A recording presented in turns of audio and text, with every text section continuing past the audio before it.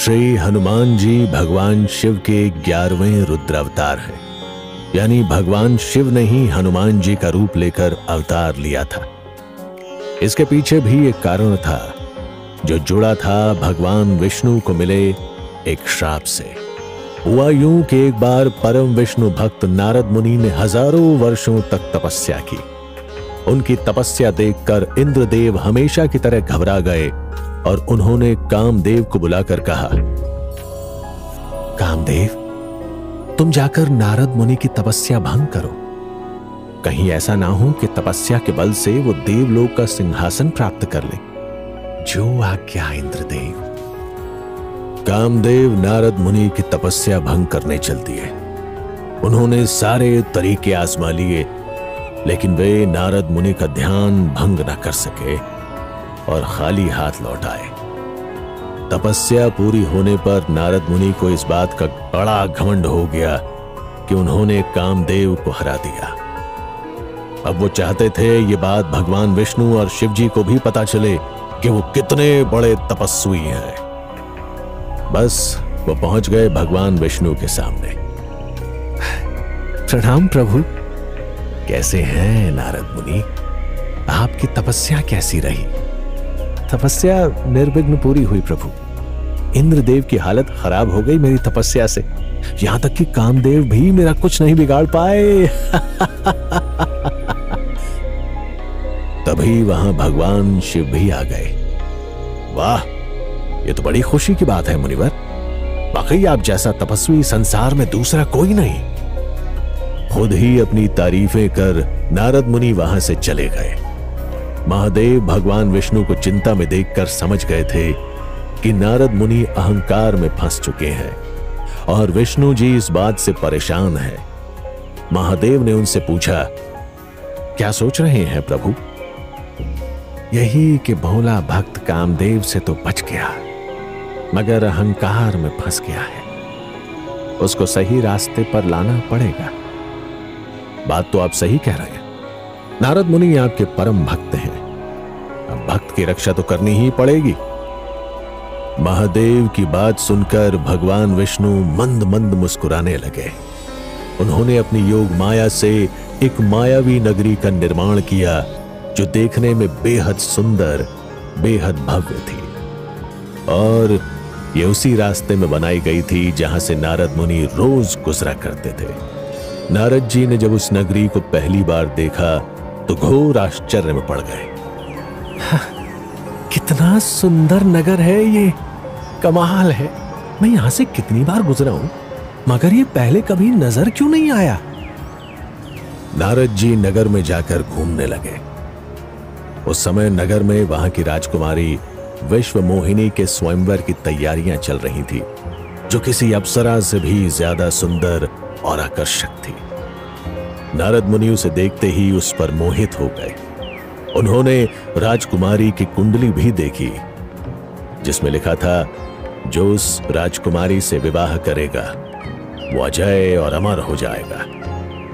कुंडली देखकर नारद मुनि सोचने लगे, अगर मेरा विवाह राजकुमारी से हो जाए तो, मगर कहां ये रूपसी और कहां मैं साधारण शक्ल सूरत वाला जोगी, ये मुझे क्यों पसंद करेगी?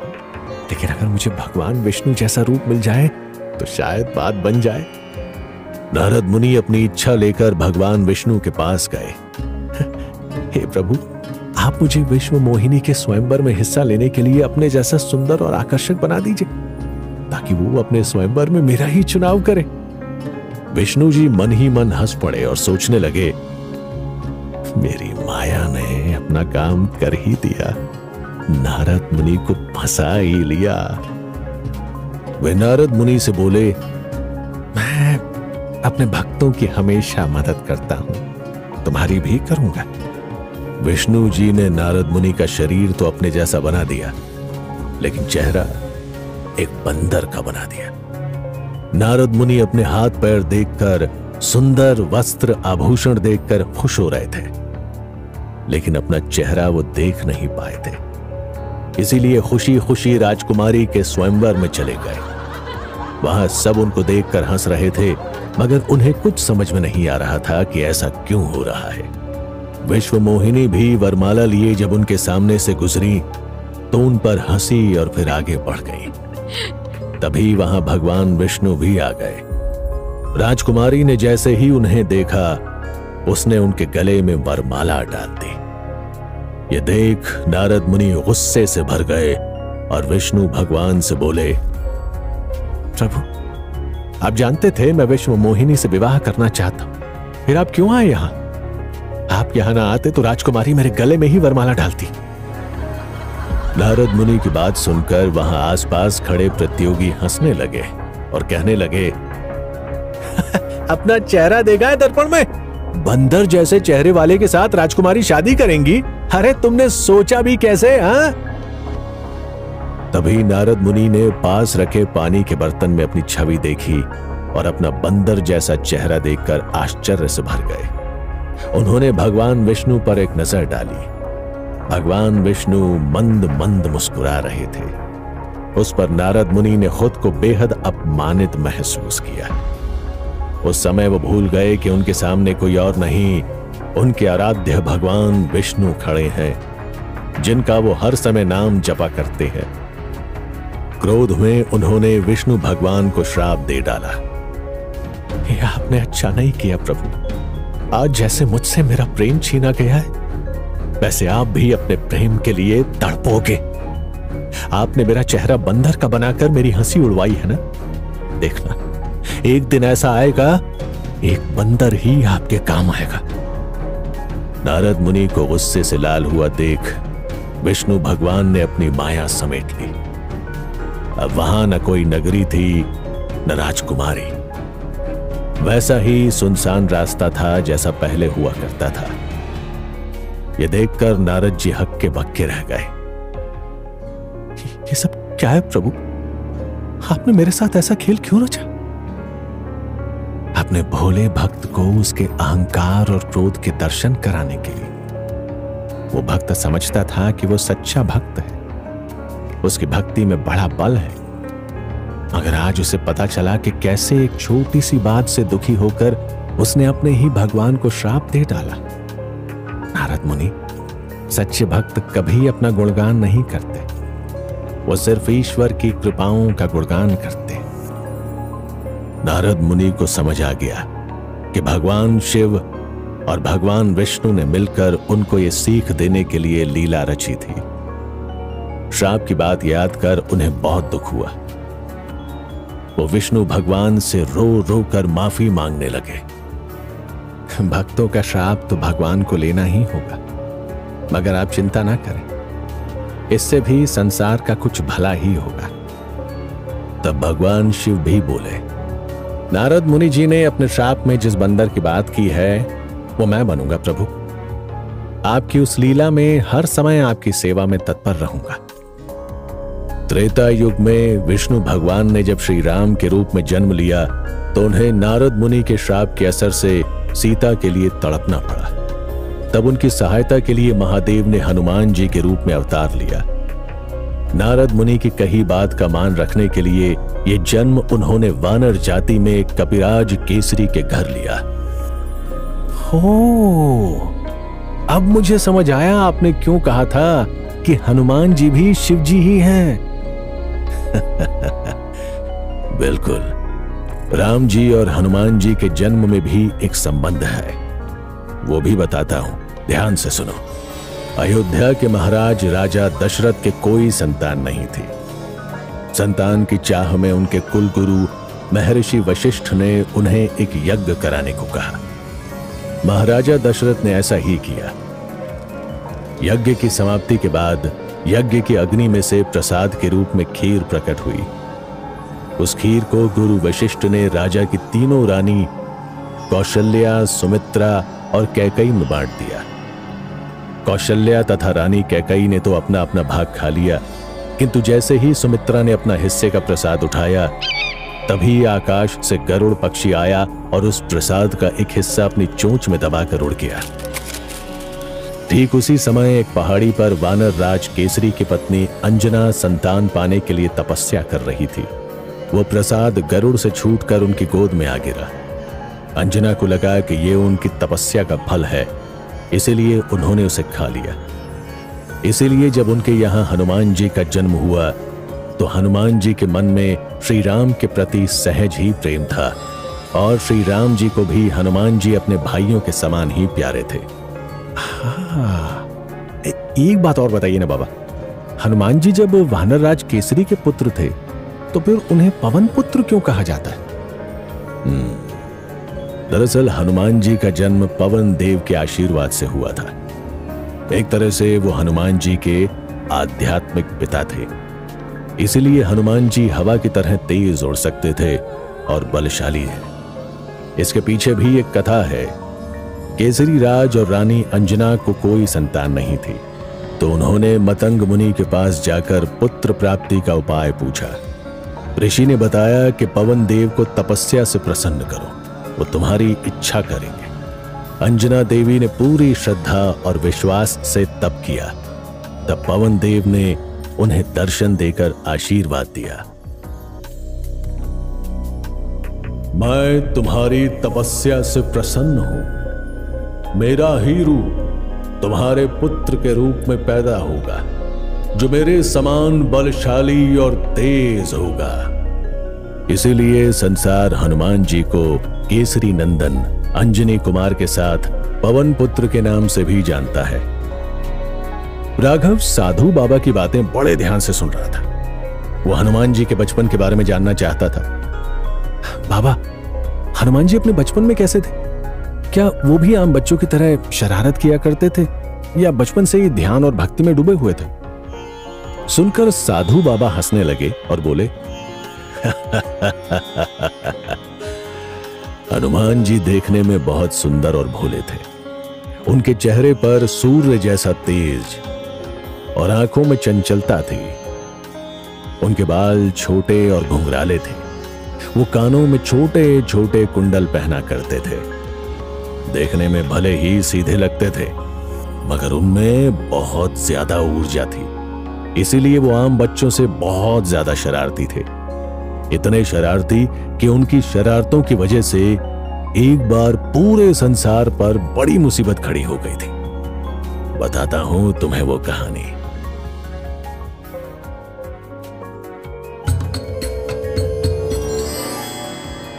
हनुमान जी को पवन देव ने अपने ही समान शक्तियां दी हुई थी, यानी वे हवा की गति से कहीं भी जा सकते थे। अपना शरीर बड़ा, छोटा या हल्का कर सकते थे।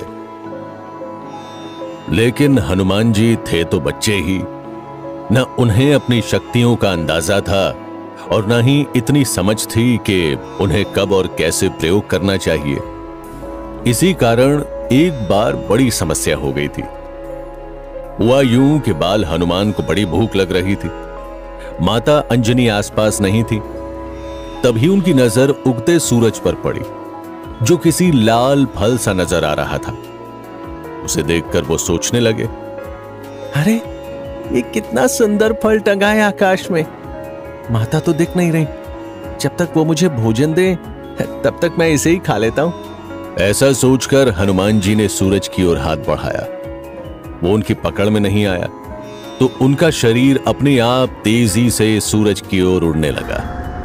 जैसे जैसे पास जाने पर सूरज बड़ा होता नजर आ रहा था, वैसे वैसे बालक हनुमान का भी शरीर बड़ा होता जा रहा था। बाल हनुमान जल्दी ही सूरज तक पहुंच गए और उन्होंने सूरज को अपने मुंह में रख लिया। ऐसा होते ही पूरे संसार में अंधेरा हो गया। सूरज के चारों ओर घूमने वाले ग्रहों की गति रुक गई। ये देख देवताओं में खलबली मच गई। इंद्रदेव तुरंत ऐरावत पर सवार होकर वज्र हाथ में लेकर देखने चले कि ऐसा क्यों हुआ है। वहां पर उन्होंने बाल हनुमान को देखा। ए बालक, कौन हो तुम? तुम्हारी सूर्य देव को निगलने की हिम्मत कैसे हुई? जानते भी हो इसका परिणाम क्या होगा। चलो जल्दी से उन्हें मुक्त करो। ये फल मैंने लिया है और अब ये मेरा है, मैं इसे खाऊंगा। ये कोई फल नहीं है, सूर्य देव हैं, जिनकी ऊर्जा और प्रकाश से सारा संसार चल रहा है।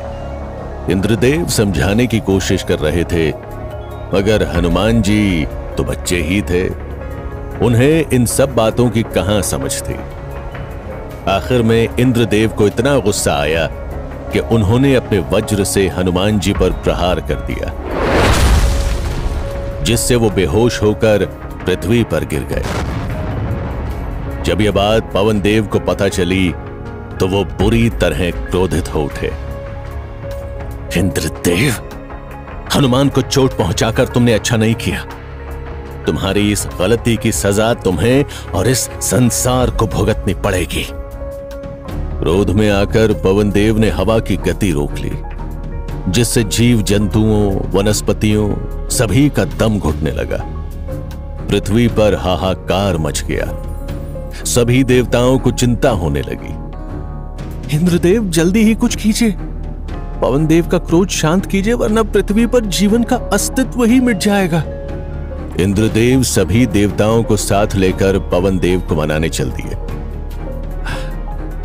शांत हो जाइए पवन देव, बालक हनुमान जल्दी ही पूरी तरह स्वस्थ हो जाएगा, आप चिंता ना करें। बाकी देवता भी बोले, हाँ पवन देव, हम सभी देवता बालक हनुमान को अपनी अपनी शक्तियां देंगे। वो संसार का सबसे शक्तिशाली बालक होगा। इसके बाद हनुमान जी को सभी देवताओं से वरदान मिलने लगे। मैं सूर्यदेव बालक हनुमान को अपने तेज का 100वां भाग देता हूं। ये मेरे ही समान तेजस्वी होगा। भविष्य में मैं खुद इसे शिक्षा दूंगा। मैं न्याय का देवता यमराज हनुमान को वरदान देता हूं कि ये हमेशा स्वस्थ और निरोगी रहेगा। इसका कभी कोई वध नहीं कर पाएगा। मैं देवराज इंद्र बालक हनुमान को वरदान देता हूं कि यह बालक संसार में सबसे ज्यादा शक्तिशाली होगा। मेरे वज्र का भी इस पर कोई असर नहीं होगा। मैं जल देवता बाल हनुमान को वरदान देता हूं कि जल कभी हनुमान को डुबो नहीं पाएगा। मैं कुबेर बाल हनुमान को अपनी परम शक्तिशाली गदा देता हूं, जिसके बल पर इसे कोई भी युद्ध में हरा नहीं पाएगा। मैं विश्वकर्मा हनुमान को वरदान देता हूं कि मेरे बनाए हुए जितने भी शस्त्र हैं वो सब हनुमान पर बेअसर रहेंगे। वो हर युद्ध जीतेगा। मैं ब्रह्मदेव हनुमान को वरदान देता हूं कि इसकी भक्ति भी प्रभावी होगी और शक्ति भी। ये इच्छा और जरूरत के अनुसार रूप, रंग, आकार बदल सकेगा। जहां चाहेगा वहां तेजी से पहुंच जाएगा। इस पर ब्रह्मास्त्र का भी कोई असर नहीं होगा। इस तरह सभी देवताओं ने बालक हनुमान को कोई न कोई वरदान दिया, जिससे पवन देव का क्रोध शांत हुआ। मगर इस घटना के कारण एक और बात हुई। हनुमान जी बहुत कम उम्र में ही बहुत शक्तिशाली हो गए, जबकि अभी उन्हें शक्तियों को संभालना नहीं आया था। तो क्या उन्होंने शक्तियों का कोई गलत प्रयोग किया? गलत नहीं कह सकते, वो तो बाल सुलभ शरारतें ही करते थे।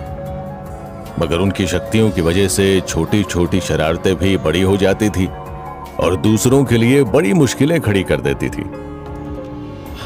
जैसे कभी छोटा सा रूप लेकर जंगल में जाकर छिप जाते, कभी आकार बड़ा कर लोगों को डरा देते। खासकर उन्हें ध्यान में आंखें बंद कर बैठे हुए तपस्वियों, योगियों को तंग करने में बड़ा मजा आता। किसी को ऊपर हवा में उठा देते तो किसी को पेड़ पर बिठा देते। कभी तेज हवा चलाकर उनका ध्यान भंग कर देते तो कभी सामान गायब कर देते। इसी कारण एक बार एक ऋषि ने उन्हें श्राप दे दिया। ओ शैतान बालक, तुमने यहां सबकी नाक में दम किया हुआ है, इसीलिए मैं तुम्हें श्राप देता हूं कि तुम अपनी सारी शक्तियों को इसी क्षण भूल जाओ, ताकि फिर किसी को ना सता सको। यह खबर जब केसरी राज और माता अंजनी को पता चली तो वो ऋषि के पास जाकर उनसे माफी मांगने लगे। हे ऋषिवर, बालक मारुति से जो कुछ हुआ है अनजाने में हुआ, उसके लिए उसे इतना कठोर दंड ना दे। ठीक है माता, मैं श्राप वापस तो नहीं ले सकता, मगर उसका असर जरूर कम कर सकता हूं। यह बालक वैसे तो अपनी शक्तियों को भूला रहेगा, लेकिन जब इसे शक्तियों की जरूरत होगी तब किसी के याद दिलाने पर इसे उनकी याद आएगी और यह उनका उपयोग कर सकेगा। साथ ही इसमें हमेशा इतनी सद्बुद्धि रहेगी कि यह कभी भी शक्तियों का गलत उपयोग नहीं करेगा। इसके बाद बाल हनुमान जी ने फिर कभी किसी को तंग नहीं किया। हनुमान जी की स्कूलिंग यानी शिक्षा वगैरह कहां हुई, कैसे हुई, क्या इसकी भी कोई कहानी है?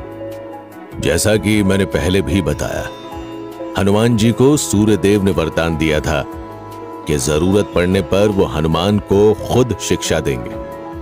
तो बस थोड़ा बड़ा होने पर हनुमान सूर्यदेव के पास पहुंच गए शिक्षा लेने। लेकिन उनको आता देख सूर्यदेव घबरा गए। जो बचपन में इतना शक्तिशाली था कि मुझे निगल लिया था, वो देवताओं की शक्तियां मिलने के बाद कितना शक्तिशाली हो गया होगा। ये बुद्धि से भी चतुर है, मैं इसे गुरु बनकर क्या सिखाऊंगा? ऐसा सोचकर सूर्यदेव हनुमान जी को शिक्षा ना देने के लिए बहाने बनाने लगे। हे केसरी नंदन, मैं तुम्हें विद्या कैसे दे सकता हूं? मैं हमेशा तेज गति से चलता रहता हूं, एक पल के लिए भी नहीं ठहरता। आप इसकी चिंता ना करें गुरुदेव, मैं आपकी गति से आपके साथ साथ चलूंगा। मगर मेरे साथ चलकर भी तुम शिक्षा कैसे पाओगे? अगर तुम मेरे पीछे पीछे चलोगे तो मैं तुम्हें देख नहीं पाऊंगा, और अगर तुम मेरे आगे चलोगे तो तुम मुझे नहीं देख पाओगे, और साथ साथ चलकर भी शिक्षा संभव नहीं। गुरु और शिष्य को तो आमने सामने होना चाहिए, तभी ज्ञान का लेन देन हो सकता है। अगर यही कारण है तो कोई समस्या नहीं है गुरुदेव, मैं आपके सामने चलूंगा, मगर उल्टा, यानी मेरा मुंह आपके सामने ही होगा। इस तरह हम आमने सामने रहेंगे और आप मुझे शिक्षा दे सकेंगे। हनुमान जी की इस बात के आगे सूर्यदेव ने हार मान ली और उन्हें शास्त्रों और धर्म की शिक्षा दी। यानी इरादों के बड़े पक्के थे बजरंगबली। हाँ, जो इरादों में पक्का होता है वही अपनी मंजिल पाता है। ऐसा एक भी काम नहीं जिसे करने की बजरंगबली ने सोची हो और वो ना कर पाए हो। खैर, सूर्यदेव को अपना गुरु मानकर हनुमान जी ने पूरे मन से शिक्षा प्राप्त की, जिस कारण उनको न सिर्फ ज्ञान मिला बल्कि उन्होंने अनुशासन, आत्मनियंत्रण, संयम, ध्यान, विनम्रता जैसे गुण भी सीखे, जिसकी वजह से उन्हें कभी अपनी शक्तियों पर न अहंकार हुआ, न ही उन्होंने उनका कभी भी गलत फायदा उठाया। तब भी नहीं जब उन्हें बाली ने युद्ध के लिए ललकारा था। यह भी एक मजेदार कहानी है।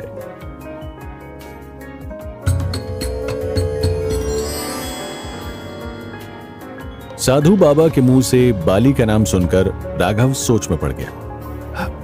क्या ये वही बाली है जिनको श्री राम ने मारा था? हाँ, ये वही बाली है। बाली किष्किंधा नगरी का राजा था।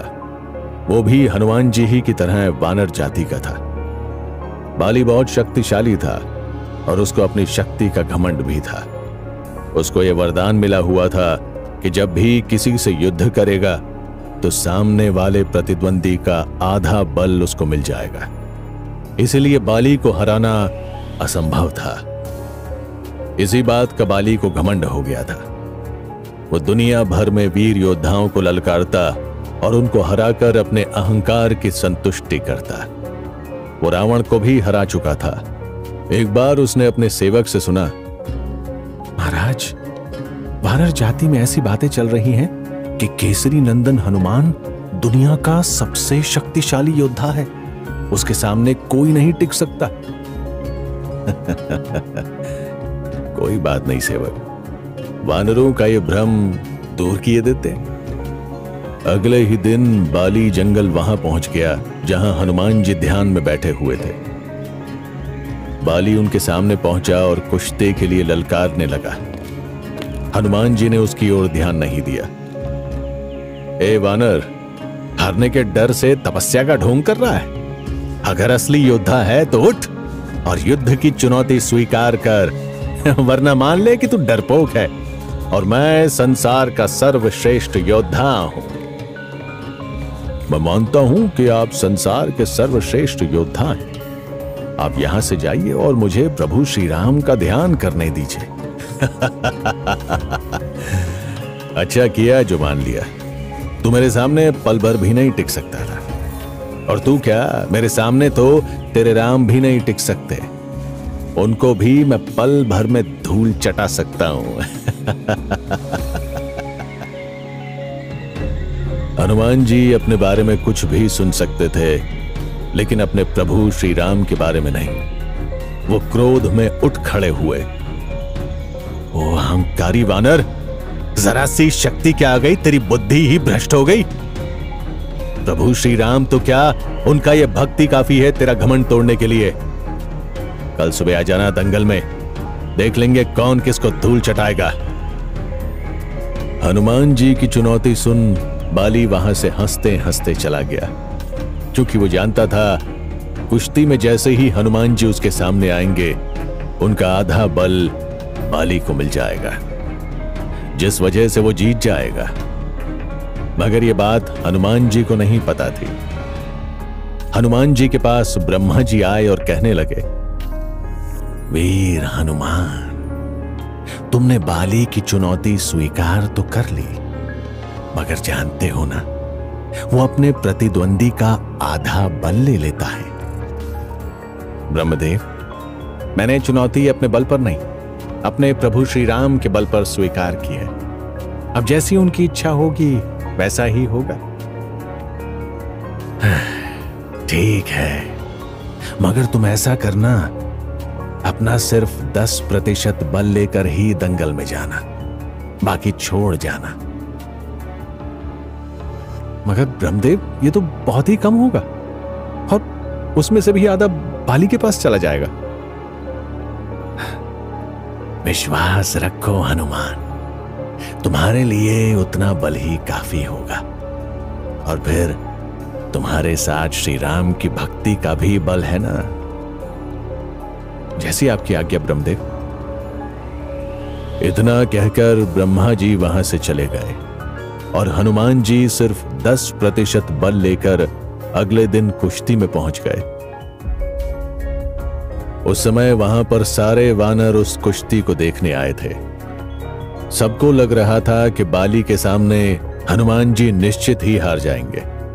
जैसे ही हनुमान जी बाली के सामने आए, हनुमान जी का उस 10% बल का आधा बल बाली में चला गया। बाली को अपने शरीर में बहुत ज्यादा शक्ति का संचार महसूस होने लगा, इतना कि उसकी नसें, उसकी धमनियां कांपने लगी, सांसें तेज चलने लगी। उसको लगा जैसे इस अतिरिक्त शक्ति से उसका शरीर फट जाएगा। वो बुरी तरह छटपटाने लगा। तभी बाली को ब्रह्मा जी की आवाज सुनाई दी, बाली, आज हनुमान यहां पर अपना बस 10% बल लेकर आए थे। तुमने उसमें से आधा बल खींच लिया, और तुम उसे भी नहीं संभाल पा रहे हो। जरा सोचो, अगर कभी हनुमान अपने पूरे बल के साथ तुम्हारे सामने आ गए तो क्या होगा? 50% कैसे संभालोगे? तुम्हारी भलाई इसी में है कि तुरंत हनुमान से दूर हट जाओ, वरना उनकी अपार शक्ति से तुम्हारा शरीर कांच के टुकड़ों की तरह बिखर जाएगा। बाली तुरंत हनुमान जी से दूर चला गया। तब जाकर उसे चैन की सांस आई। उसके बाद बाली भी हनुमान जी को सबसे शक्तिशाली योद्धा मानने लगा और उनसे दूर रहने लगा। यह किस्सा सुनकर राघव का मुंह आश्चर्य से खुला रह गया। वो बोला, वाह, इतने शक्तिशाली हैं हनुमान जी। बाबा, अब मुझे ये बताइए ना कि हनुमान जी की भगवान राम से पहली मुलाकात कैसे हुई? वीर हनुमान की श्री राम से मुलाकात का कारण बने सुग्रीव। सुग्रीव बाली के भाई थे। एक गलत फहमी के कारण बाली ने सुग्रीव को किष्किंधा नगरी से बाहर निकाल दिया था। तब से सुग्रीव बाली के डर से पहाड़ों जंगलों में छुप कर रहा करते थे। हनुमान जी के पिता केसरी राज के सुग्रीव से अच्छे संबंध थे। एक बार जब वो सुग्रीव से मिलने आए तो उन्होंने देखा सुग्रीव को बाली का बहुत डर है। वो अपनी सुरक्षा को लेकर चिंतित रहते थे। तब केसरी राज ने अपने वीर पुत्र हनुमान को उनकी सेवा में छोड़ दिया। सुग्रीव ने उन्हें अपना मंत्री और सलाहकार नियुक्त किया था। हनुमान जी सुग्रीव को हर समय भरोसा दिलाते थे कि वो पूरी तरह से सुरक्षित हैं। फिर भी सुग्रीव के मन में एक डर सा बैठ गया था। वो अपने आसपास के इलाके में हमेशा जासूस छोड़ते रहते। कोई भी अनजान व्यक्ति नजर आता तो तुरंत सावधान हो जाते। ऐसा ही तब हुआ जब प्रभु श्री राम अपने छोटे भाई लक्ष्मण के साथ माता सीता को खोजते हुए उस पहाड़ी जंगल में आए जहां सुग्रीव रहा करते थे। इसकी सूचना भी सुग्रीव को उनके जासूसों ने दे दी। महाराज, हमने जंगल में घूमते हुए 2 युवकों को देखा। हालांकि उनके वस्त्र तपस्वियों जैसे हैं, लेकिन देखने में और चाल ढाल में वो योद्धा जैसे लगते। उनके कंधे पर बहुत भारी धनुष बाण भी है। दिखने में तपस्वी, लेकिन व्यक्तित्व योद्धाओं जैसा। ऐसा विरोधाभास क्यों? हनुमान, मैं चाहता हूं तुम वेश बदल कर जाओ और जरा पता करो वो दोनों युवक कौन है और उनकी मंशा क्या है। जो आज्ञा महाराज, आप चिंता ना करें। अगर वो बाली के भेजे हुए योद्धा निकले तो मैं उनका वहीं अंत करके आऊंगा। हनुमान जी ने एक ब्राह्मण का वेश धरा और जासूसों की बताई हुई दिशा में चल दिए। वहां उन्होंने दूर से पहली बार श्री राम और लक्ष्मण को देखा। जाने क्यों उन्हें महसूस हुआ उनका दिल असीम आनंद से भरा जा रहा है। उनका रोम रोम रोमांचित हो रहा है। कुछ देर के लिए वो अपनी सुध बुध खो बैठे, फिर थोड़ा संभले और धीरे धीरे श्री राम के पास गए। आप दोनों कौन हैं और इस जंगल में क्या कर रहे हैं? श्री राम हनुमान जी को देखते ही उनकी असलियत समझ गए थे कि खुद महादेव उनकी सहायता को हनुमान बने हैं और वे हनुमान अब ब्राह्मण बनकर उनका परिचय पूछ रहे हैं। कैसी लीला है महादेव की। श्री राम हाथ जोड़कर बोले, प्रणाम ब्राह्मण देव। मैं अयोध्या का राजकुमार राम हूं और ये मेरा छोटा भाई लक्ष्मण है। मेरी पत्नी जनक नंदिनी सीता को रावण नाम का राक्षस धोखे से अपहरण करके ले गया है। हम दोनों उन्हीं को खोज रहे हैं। दंडकारण्य में माता शबरी ने हमें महाराज सुग्रीव से मिलने की सलाह दी थी। उन्हीं की सलाह पर हम यहां आए हैं। अपने प्रभु श्री राम का परिचय पाकर हनुमान जी की जो हालत हुई उसका वर्णन करने की मुझ में शक्ति नहीं। उनकी आंखें खुशी के आंसुओं से भर आईं। शरीर पुलकित हो उठा। जिनका नाम सांसों के साथ निरंतर जप रहे थे वे श्री राम खुद उनके सामने खड़े हैं। एक भक्त का इससे अच्छा सौभाग्य और क्या हो सकता है। हनुमान जी को एक और श्री राम का दर्शन सुख पाकर बहुत आनंद हो रहा था। वहीं ग्लानि भी हो रही थी कि क्यों वो अपने प्रभु को पहचान नहीं पाए, क्यों धोखे से उनकी खोज खबर लेने आए। क्या सोचेंगे प्रभु उनके बारे में। यही सोचकर हनुमान जी अपने असली रूप में आ गए और प्रभु श्री राम के चरणों में गिर पड़े। श्री राम ने उनको बड़े प्रेम से उठाकर गले से लगा लिया। उठो प्रिय हनुमान, तुम्हारे जैसे भक्तों की जगह मेरे चरणों में नहीं, मेरे हृदय में है। इसके बाद श्री राम ने हनुमान जी को सीता हरण का पूरा किस्सा कह सुनाया, जिसे सुनकर हनुमान जी सोचने लगे, जिस नारायण स्वरूप राम को भूत भविष्य वर्तमान की एक एक बात पता है, वो मर्यादा में होने के कारण एक साधारण इंसान की तरह अपनी पत्नी को खोजते फिर रहे हैं। मुझे भी उनकी इस मर्यादा का सम्मान करना चाहिए। उनका सेवक बन उनके हर काम में मदद करनी चाहिए। ऐसा सोच हनुमान जी हाथ जोड़कर बोले, प्रभु आप दोनों मेरे कंधे पर बैठ जाइए, मैं आप दोनों को लेकर चलता हूं और सुग्रीव जी से मिलवाता हूं। उनके साथ पूरा वानर समाज है, वो जरूर सीता माता की खोज में आपकी मदद करेंगे।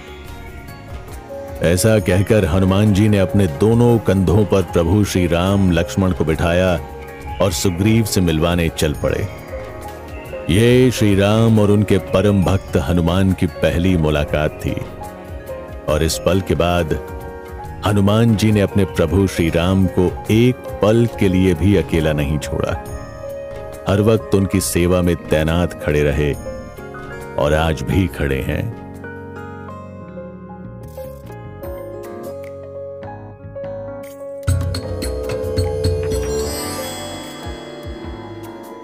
पवन सुत हनुमान प्रभु श्री राम और लक्ष्मण को अपने कंधों पर बैठाकर जा रहे थे और ये सोचकर खुश हो रहे थे कि जिस प्रभु ने इस पूरे संसार को संभाला हुआ है, आज वे खुद मेरे कंधों पर मेरे भरोसे बैठे हुए हैं। एक भक्त का इससे बड़ा सौभाग्य और क्या हो सकता है। हनुमान जी श्री राम को सुग्रीव के पास ले गए और दोनों की दोस्ती करा दी। एक तरह की संधि थी कि श्री राम सुग्रीव के शत्रु बाली को मारने में उनकी मदद करेंगे और सुग्रीव सीता माता की खोज में श्री राम की मदद करेंगे। दोनों ने अपना अपना वचन निभाया। सुग्रीव को जब उनका राज्य वापस मिल गया तो उन्होंने अपने सारे गुप्तचरों और दूतों को सीता जी की खोज में भेज दिया। उन्हें जटायु के भाई संपाति से भी यही पता चल गया कि सीता जी को रावण दक्षिण दिशा की ओर समुद्र पार कर लंका ले गया है। इसीलिए सीता जी की खोज खबर लेने किसी को समुद्र पार कर लंका जाना होगा। अब समस्या यह थी कि समुद्र पार कर लंका कौन जा सकता है। उस समय समुद्र के किनारे सुग्रीव के सलाहकारों जामवंत, अंगद, नल, नील आदि में यही चर्चा हो रही थी। हनुमान जी उस समय एक और बैठे प्रभु राम का ध्यान कर रहे थे। जामवंत सभी से बोले, इतना विशाल समुद्र पार कर लंका जाना और रावण जैसे शक्तिशाली असुर राज की सुरक्षा में सेंध लगाना, ये काम अगर कोई कर सकता है तो वो सिर्फ हनुमान ही है। यह सुनकर अंगद को कुछ संशय हुआ। अगर हनुमान जी ये काम कर सकते हैं तो फिर वो आगे बढ़कर लंका जाने को क्यों नहीं कह रहे? हनुमान जी में इतनी शक्ति है कि वो एक ही छलांग में समुद्र लांघ जाएं। मगर ये बात हम जानते हैं वो नहीं। बचपन में एक ऋषि से मिले श्राप के कारण वो अपनी शक्तियां भूल जाते हैं। उन्हें वो शक्तियां तभी याद आती हैं जब कोई उन्हें याद दिलाए। वो अष्ट सिद्धियों के स्वामी हैं। इसीलिए संसार में ऐसा कोई काम नहीं जो वो नहीं कर सकते। हनुमान जी के पास ऐसी कौन सी सिद्धियां हैं जिनसे वो ये काम आसानी से कर सकते हैं? हनुमान जी के पास पहली सिद्धि है अणिमा। इस सिद्धि से वो अपने शरीर को एक कण के समान छोटा कर सकते हैं। दूसरी सिद्धि है महिमा। इस सिद्धि से वो अपने शरीर का आकार जितना चाहें बड़ा कर सकते हैं। तीसरी सिद्धि है गरिमा। इस सिद्धि के बल पर हनुमान जी शरीर को कितना भी भारी बना सकते हैं। यह सिद्धि तो तुम्हारे पास भी है अंगद, इसीलिए कोई तुम्हारे पैर को हिला नहीं सकता। चौथी सिद्धि है लघिमा। इस सिद्धि से हनुमान जी अपने शरीर को हवा की तरह हल्का बना सकते हैं, जिससे वो उड़ सकते हैं। पांचवी सिद्धि है प्राप्ति। जिसके पास ये सिद्धि होती है वो सबकी नजरें बचाकर बिना रोक टोक से कहीं भी जा सकता है। छठी सिद्धि है प्रकाम्य। ये सिद्धि सारी इच्छाओं को पूरा करने की क्षमता देती है, यानी हनुमान जी जो चाहें वो जरूर सफल होगा। सातवीं और आठवीं सिद्धि है ईशित्व और वशित्व। जिनके पास ये सिद्धियां होती हैं वो किसी भी वस्तु और प्राणी को भी अपने वश में कर अपना दास बना सकता है। जामवंत की बात सुनकर सभी को बड़ी राहत मिली और सब निश्चिंत हो गए कि अब सीता माता का पता जल्दी ही चल जाएगा। साधु बाबा कथा सुना रहे थे, मगर राघव ने उन्हें बीच में रोक दिया। उसके मन में एक सवाल कुलबुला रहा था। अगर हनुमान जी अकेले ही राक्षसों को मार सीता माता को वापस ला सकते थे तो फिर उन्होंने ऐसा क्यों नहीं किया? बात वहीं खत्म हो जाती। फिर वो अकेले क्यों लौट आए? वो ऐसा नहीं कर सकते थे बेटा। उन्होंने हमेशा श्री राम की आज्ञा मानी। श्री राम ने कहा था सीता जी का पता लगा कर आओ और उन्हें मेरी अंगूठी के साथ मेरा संदेश दो। साथ ही उन्होंने रावण को श्री राम की शक्ति का आभास भी करा दिया। और दूसरी बात, शायद तुम भूल रहे हो, शंकर के अवतारी हनुमान जी का जन्म श्री राम की सहायता करने के लिए हुआ था। रावण को तो श्री राम को ही मारना था। श्री राम ने अपनी मर्यादा निभाई और उनके सेवक हनुमान ने अपनी। वरना ऐसा कौन सा काम था जो ये दोनों नहीं कर सकते थे? समझ आया? जी बाबा। अब फिर आगे क्या हुआ? सबने मिलकर तय किया कि हनुमान जी को उनकी शक्तियों की याद दिलाएंगे और उसके बाद बाकी काम वो खुद संभाल लेंगे। सभी हनुमान जी के पास पहुंच गए और कहने लगे, ए महाबली, पराक्रमी हनुमान, यूं चुप्पी साध कर क्यों बैठे हुए हो? तुमको किस बात की चिंता है? तुम में तो पवन के जितना वेग है। तुम इस समुद्र को एक छलांग में पार कर सकते हो और पल भर में लंका पहुंच सकते हो। तुम्हारे पास 8 सिद्धियां और 9 निधियां हैं। ऐसी कौन सी शक्ति है जो तुम्हारे पास नहीं है? और ऐसा कौन सा काम है जिसको करने की तुम में क्षमता नहीं? हे वीर हनुमान, तुम्हें श्री राम की सौगंध है। अपनी शक्तियों को याद करो और प्रभु श्री राम का अधूरा काम पूरा करो। वो तुम्हारी राह देख रहे हैं। ऐसा सुनकर हनुमान जी के शरीर में शक्ति का भयंकर संचार हुआ। उनको अपनी भूली हुई शक्तियां याद आ गईं और वो समुद्र लांघकर लंका जाने के लिए तुरंत उठ खड़े हुए।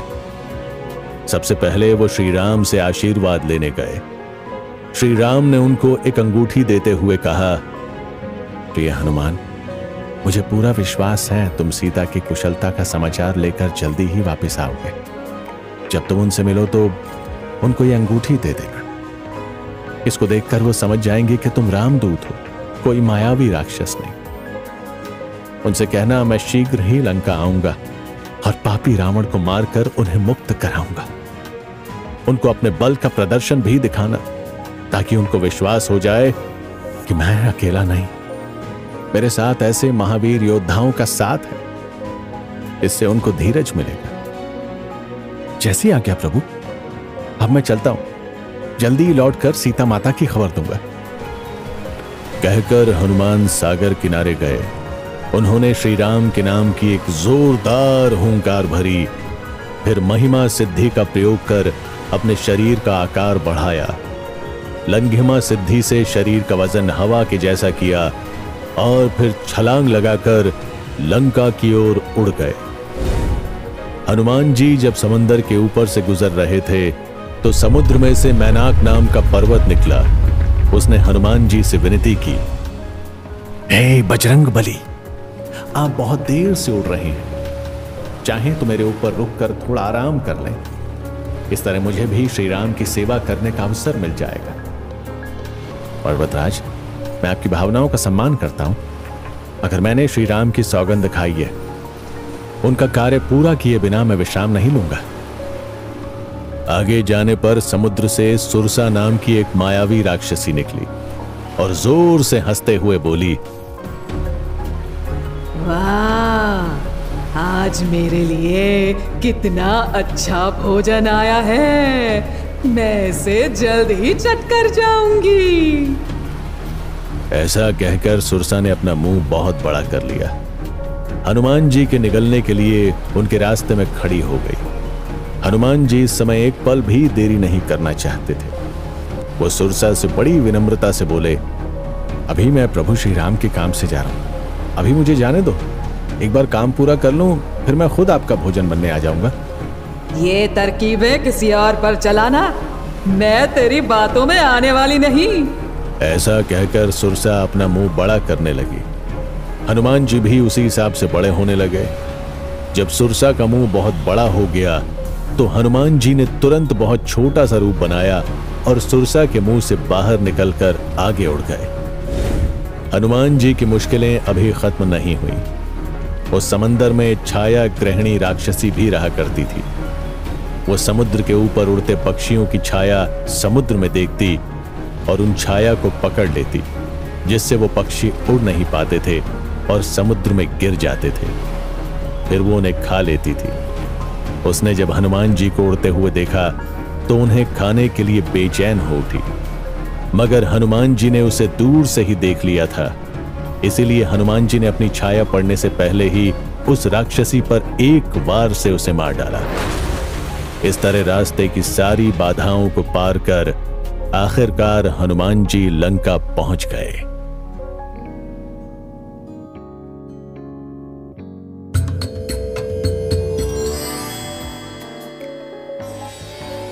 सच ही कहा था जामवंत ने। ऐसा कौन सा काम है जो हनुमान जी नहीं कर सकते? कोई नहीं। और अगर वो प्रभु श्री राम का काम हो फिर तो उन्हें खुद श्री राम भी नहीं रोक सकते। समुद्र पार कर हनुमान जी लंका के त्रिकुट पहाड़ पर उतरे और उसकी चोटी से पहली बार वैभवशाली खूबसूरत नगरी लंका को देखा।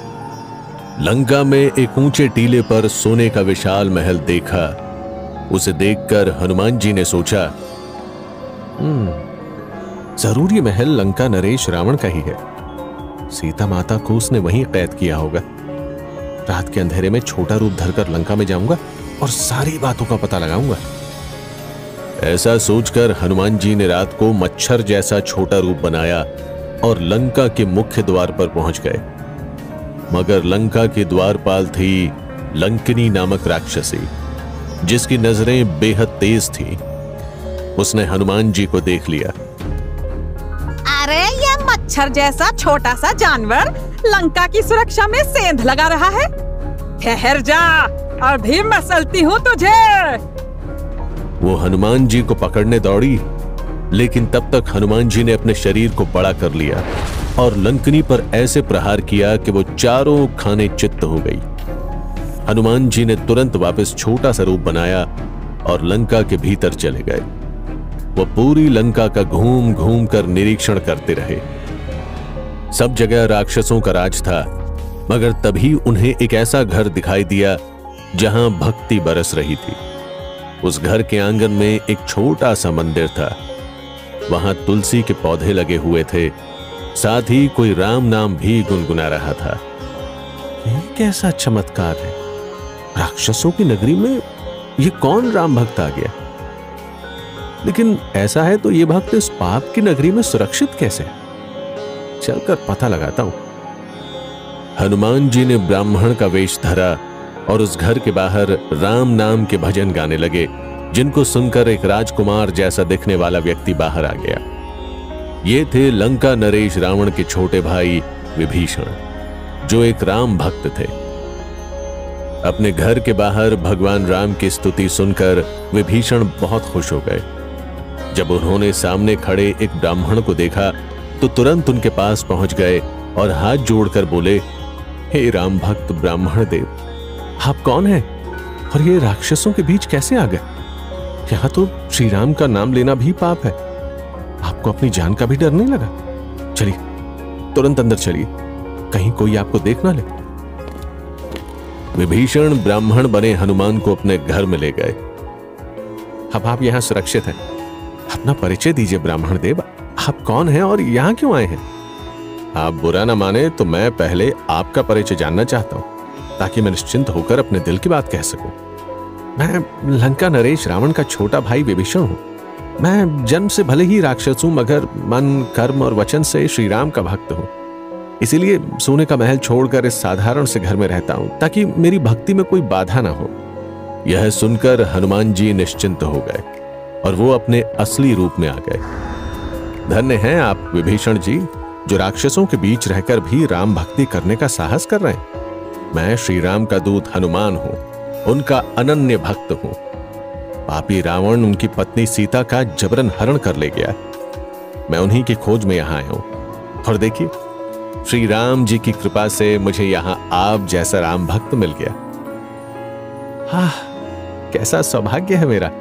पापी और राक्षस होने के बावजूद श्री राम ने मुझ पर कैसी कृपा की, जो आप जैसे महान राम भक्त के दर्शन करा दिए। ये आपकी विनम्रता है विभीषण जी, वरना मैं भी तो जन्म से ही वानर हूं। मुझ में कहां इतनी बुद्धि जो भक्ति कर सके। जो कुछ भी कर पाता हूं वो प्रभु श्री राम की कृपा से ही होता है, वरना मुझ में इतना सामर्थ्य कहां। दोनों राम भक्त एक दूसरे से मिलकर खुश हो गए। हनुमान जी के पूछने पर विभीषण ने उन्हें सीता माता का सारा हाल सुनाया। भाई रावण ने सीता माता को अशोक वाटिका में बंदी बनाकर रखा हुआ है। उनके चारों ओर भयंकर योद्धाओं का पहरा है। उनकी सुरक्षा व्यवस्था को लांघकर सीता माता तक पहुंचना असंभव है।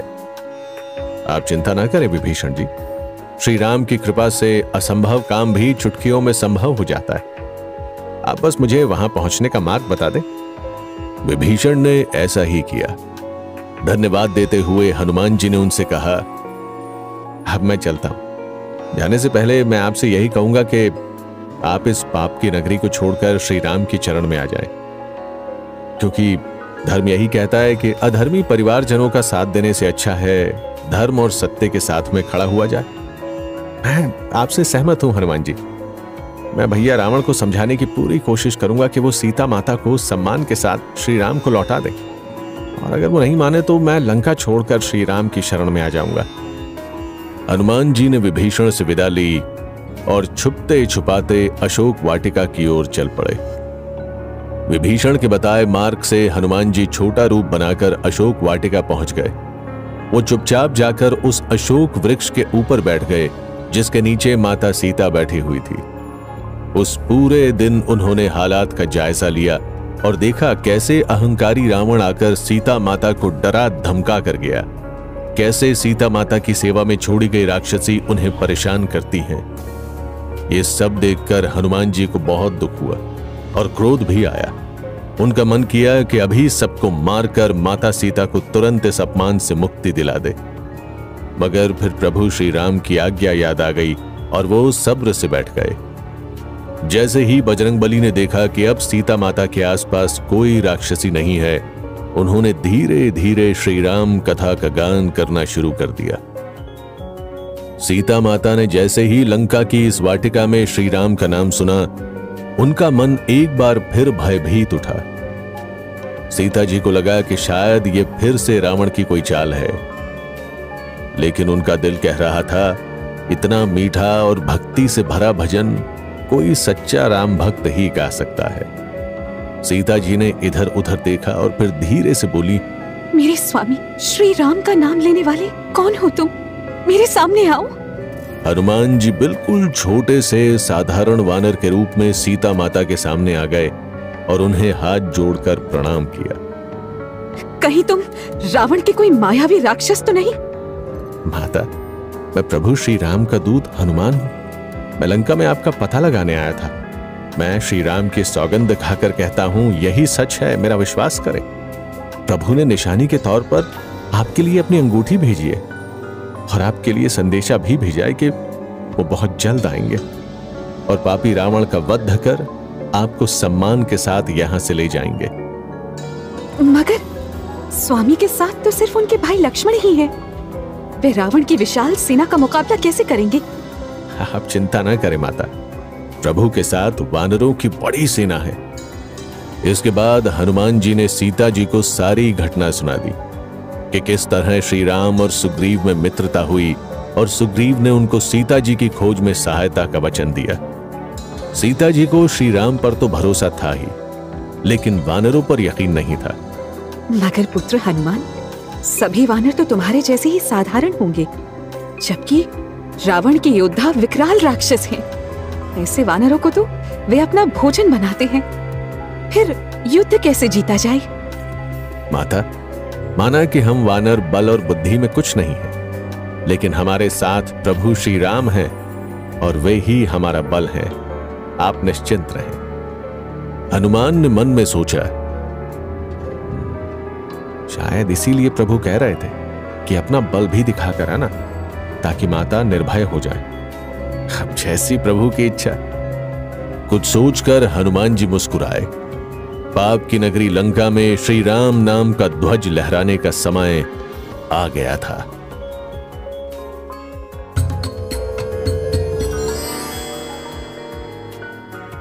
हनुमान जी के पास अपार शक्ति थी, मगर उन्हें अच्छी तरह से पता था कि अपनी शक्तियों का कब, कितना और कैसे प्रयोग करना है। अब समय आ गया था शक्ति प्रदर्शन का, जिसके लिए उन्होंने एक बहाना खोजा। माता, मैं जब से लंका आया हूं कुछ खाया नहीं है। आप आज्ञा दें तो मैं इस बगीचे के थोड़े फल खा लूं। आज्ञा की क्या जरूरत है पुत्र, जरूर खाओ, लेकिन ध्यान रहे पहरेदारों की नजर में मत आना, वरना वे तुम्हें अपना भोजन बना लेंगे। हनुमान जी मुस्कुराए और सीता माता को प्रणाम कर अशोक वाटिका के फल तोड़ने लगे। वो तो चाहते यही थे कि पहरेदारों की नजर उन पर पड़ जाए, इसीलिए उन्होंने फल तोड़ते हुए ऐसी उछल कूद की कि पहरेदारों ने उन्हें पकड़ लिया। ये देखकर सीता माता बेहद घबरा गईं। ठीक उसी समय हनुमान जी साधारण वानर से भयंकर योद्धा में बदल गए और सभी पहरेदारों को मार मार कर पस्त कर दिया। जल्दी ही यह खबर रावण तक पहुंच गई।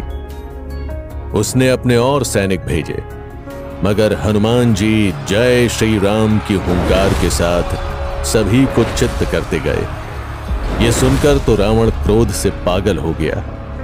क्या राक्षसी सेना इतनी कमजोर हो गई है कि एक उत्पाती वानर को काबू नहीं कर पा रही?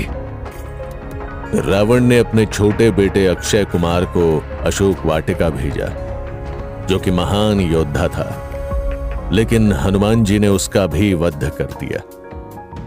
अब तो रावण के क्रोध का ठिकाना ना रहा।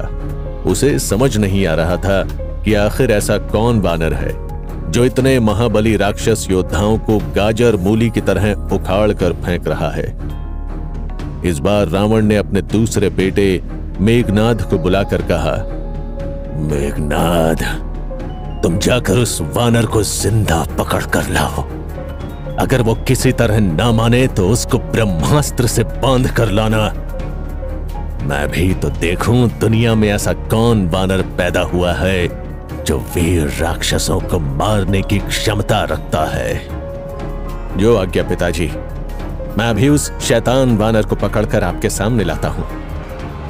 मेघनाथ अपने सैनिकों के साथ अशोक वाटिका पहुंचा।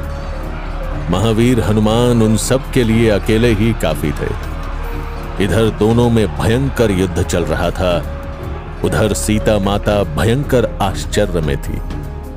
हे महादेव, जिसे मैं एक साधारण सा वानर समझ रही थी, वो अकेले ही सैकड़ों राक्षसों पर भारी है। और अगर श्री राम के साथ ऐसे महावीर वानरों की सेना है, तो फिर मुझे चिंता करने की कोई जरूरत नहीं है। वे जरूर मुझे यहाँ से सुरक्षित ले जाएंगे। मेघनाथ किसी भी तरह से बजरंग बली को काबू नहीं कर पा रहे थे, तो उन्होंने अपना अंतिम अस्त्र ब्रह्मास्त्र चलाया।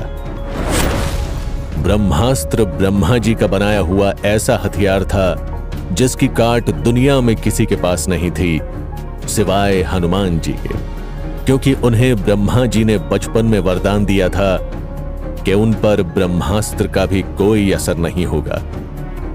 हनुमान जी ने मेघनाद के हाथ में जब ब्रह्मास्त्र देखा तो वो सोचने लगे, अगर मैं ब्रह्मास्त्र में नहीं बंधा तो इस संसार में ब्रह्मा जी की प्रतिष्ठा को नुकसान होगा। लोग कहेंगे ब्रह्मा जी के शस्त्र में कोई शक्ति नहीं, इसीलिए मुझे इसमें बंधना ही होगा।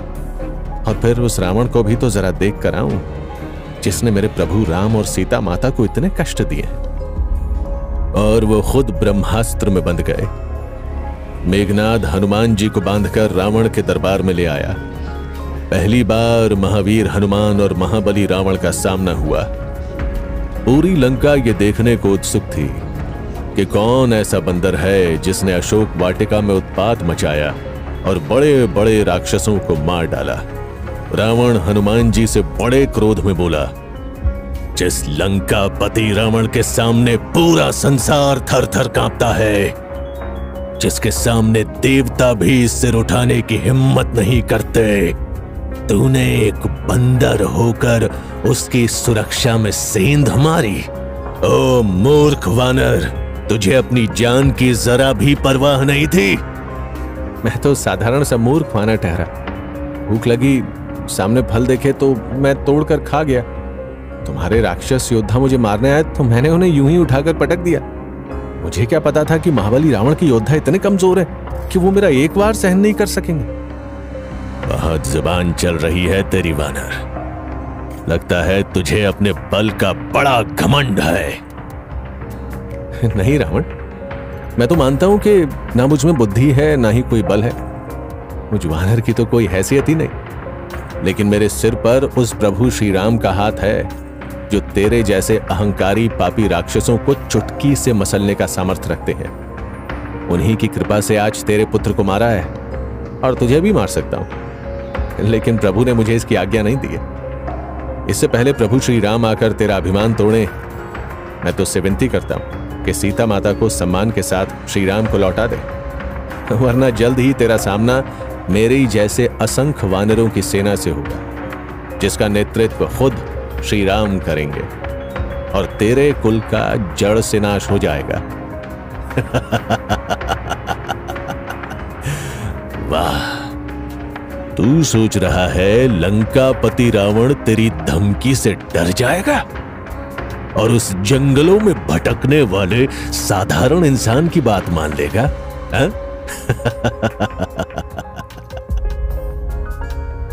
ये मत भूल अहंकारी रावण, जिसे तू साधारण इंसान कह रहा है, उसी ने सीता जी के स्वयंवर में उस धनुष को उठाकर तोड़ा था जिसे तू जरा भी हिला नहीं पाया था।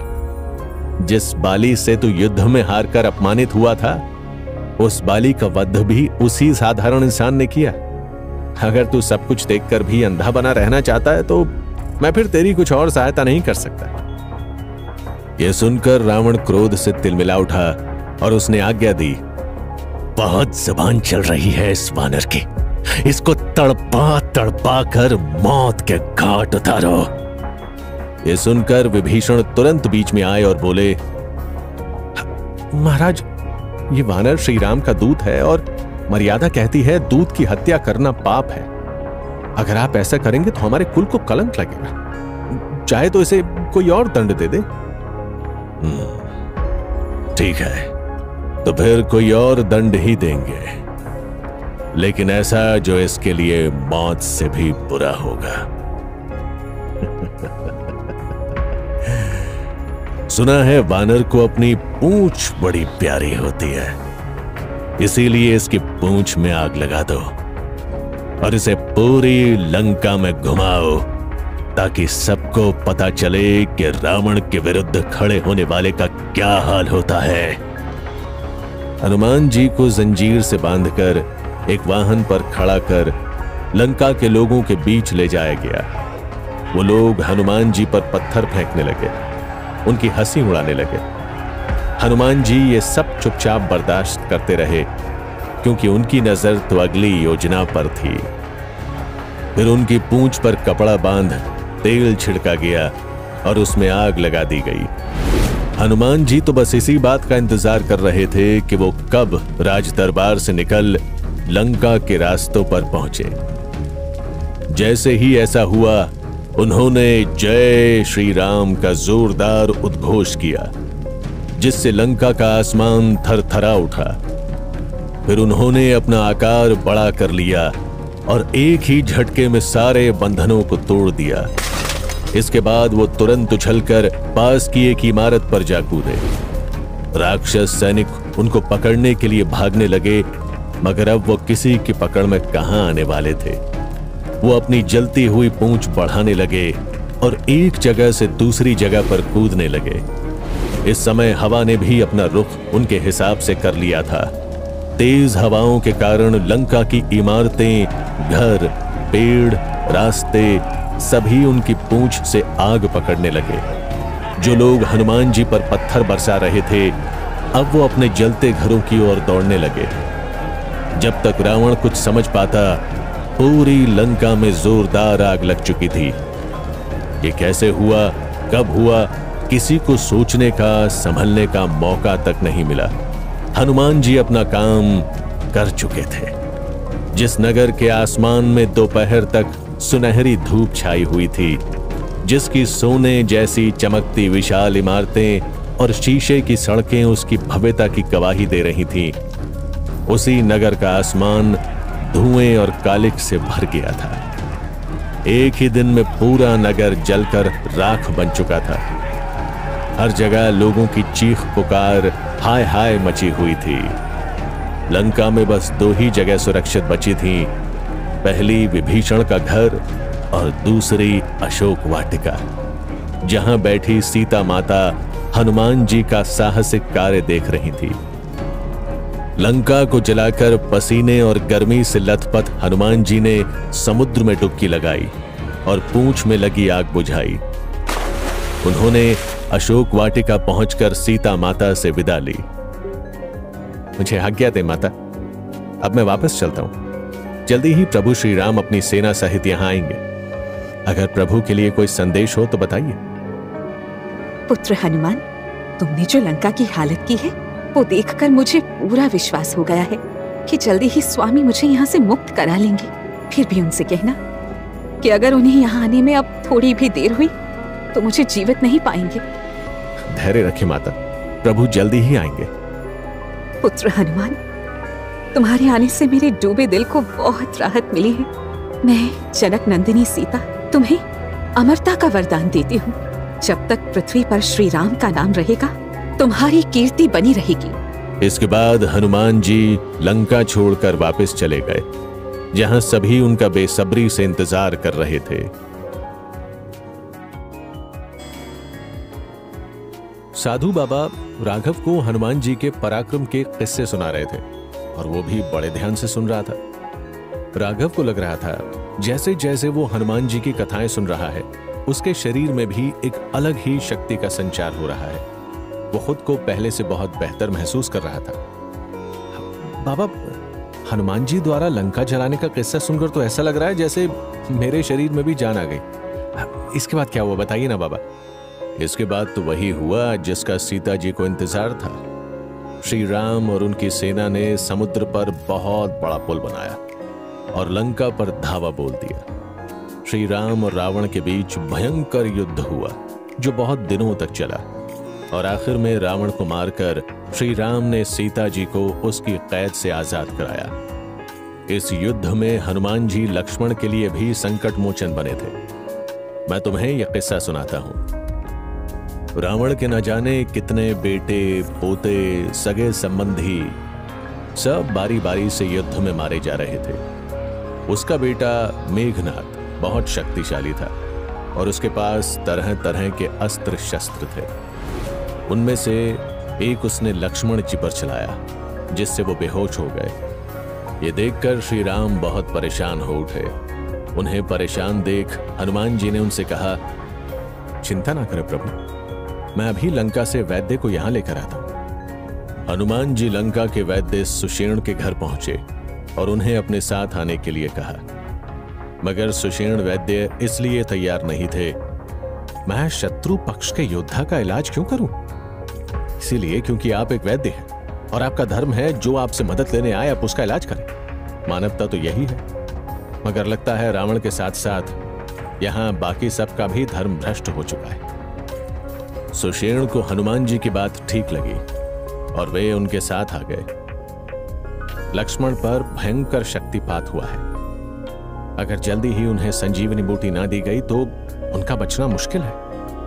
यह सुनकर श्री राम तड़पते हुए बोले, वैद्यराज, तो फिर जल्दी से लक्ष्मण को वो औषधि दीजिए। अगर यह औषधि यहां नहीं मिलती, वो द्रोणाचल पर्वत की पहाड़ियों पर होती है। उसे आज रात से पहले पहल लाना होगा, तभी लक्ष्मण की जान बच सकती है। द्रोणाचल पर्वत? मगर वो तो बहुत दूर है, तो रात से पहले कैसे संभव होगा? यह सुनकर पूरे सैन्य शिविर में चुप्पी छा गई। मगर तभी बजरंगबली आए और बोले, आपका सेवक अभी जिंदा है प्रभु। मैं तुरंत द्रोणाचल पर्वत पर जाता हूं और संजीवनी बूटी लेकर आता हूं। हनुमान जी सुषेण वैद्य से संजीवनी बूटी की पहचान पूछकर तुरंत द्रोणाचल पर्वत की ओर उड़ चले।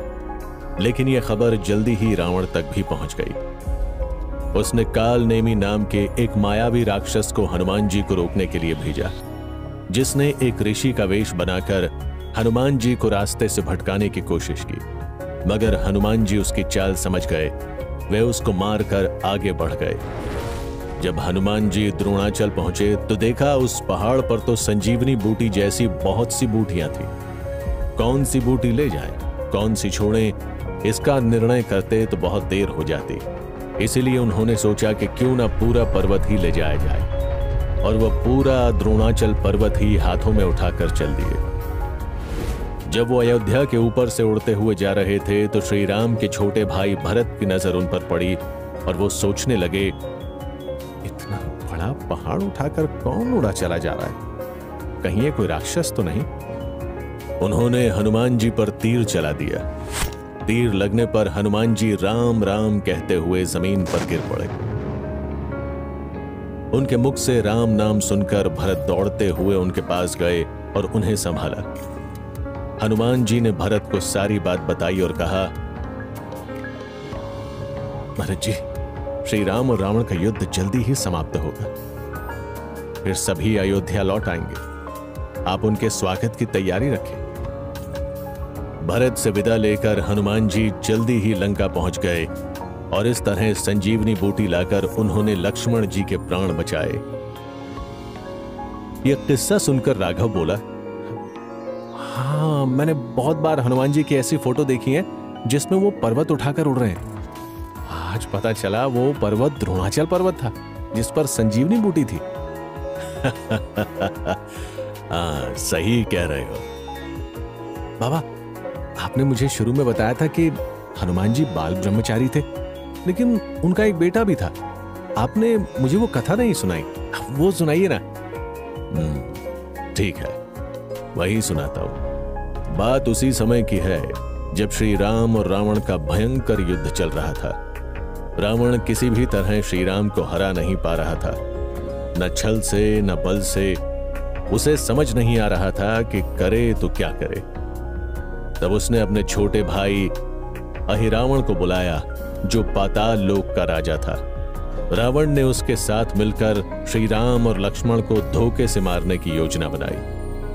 योजना के अनुसार अहिरावण ने मायावी शक्तियों से विभीषण का रूप बनाया और रात को श्री राम के सैन्य शिविर में पहुंचा। श्री राम और लक्ष्मण अपने शिविर में सो रहे थे। बाहर हनुमान जी पहरा दे रहे थे। हनुमान जी ने नकली विभीषण को असली समझा और उनसे पूछा, विभीषण जी, इतनी रात को कहां से आ रहे हैं? वो मैं हमारी विजय के लिए पूजा करने गया था। प्रभु राम के ध्यान में बैठा था तो समय का पता ही नहीं चला। मेरे साथ भी ऐसा ही होता है। प्रभु के ध्यान में समय का पता ही नहीं चलता। अब जाइए और आराम कीजिए, बहुत रात हो गई है। हाँ, तुम भी थोड़ा विश्राम कर लो। शिविर के मुख्य द्वार बंद कर दिए गए हैं।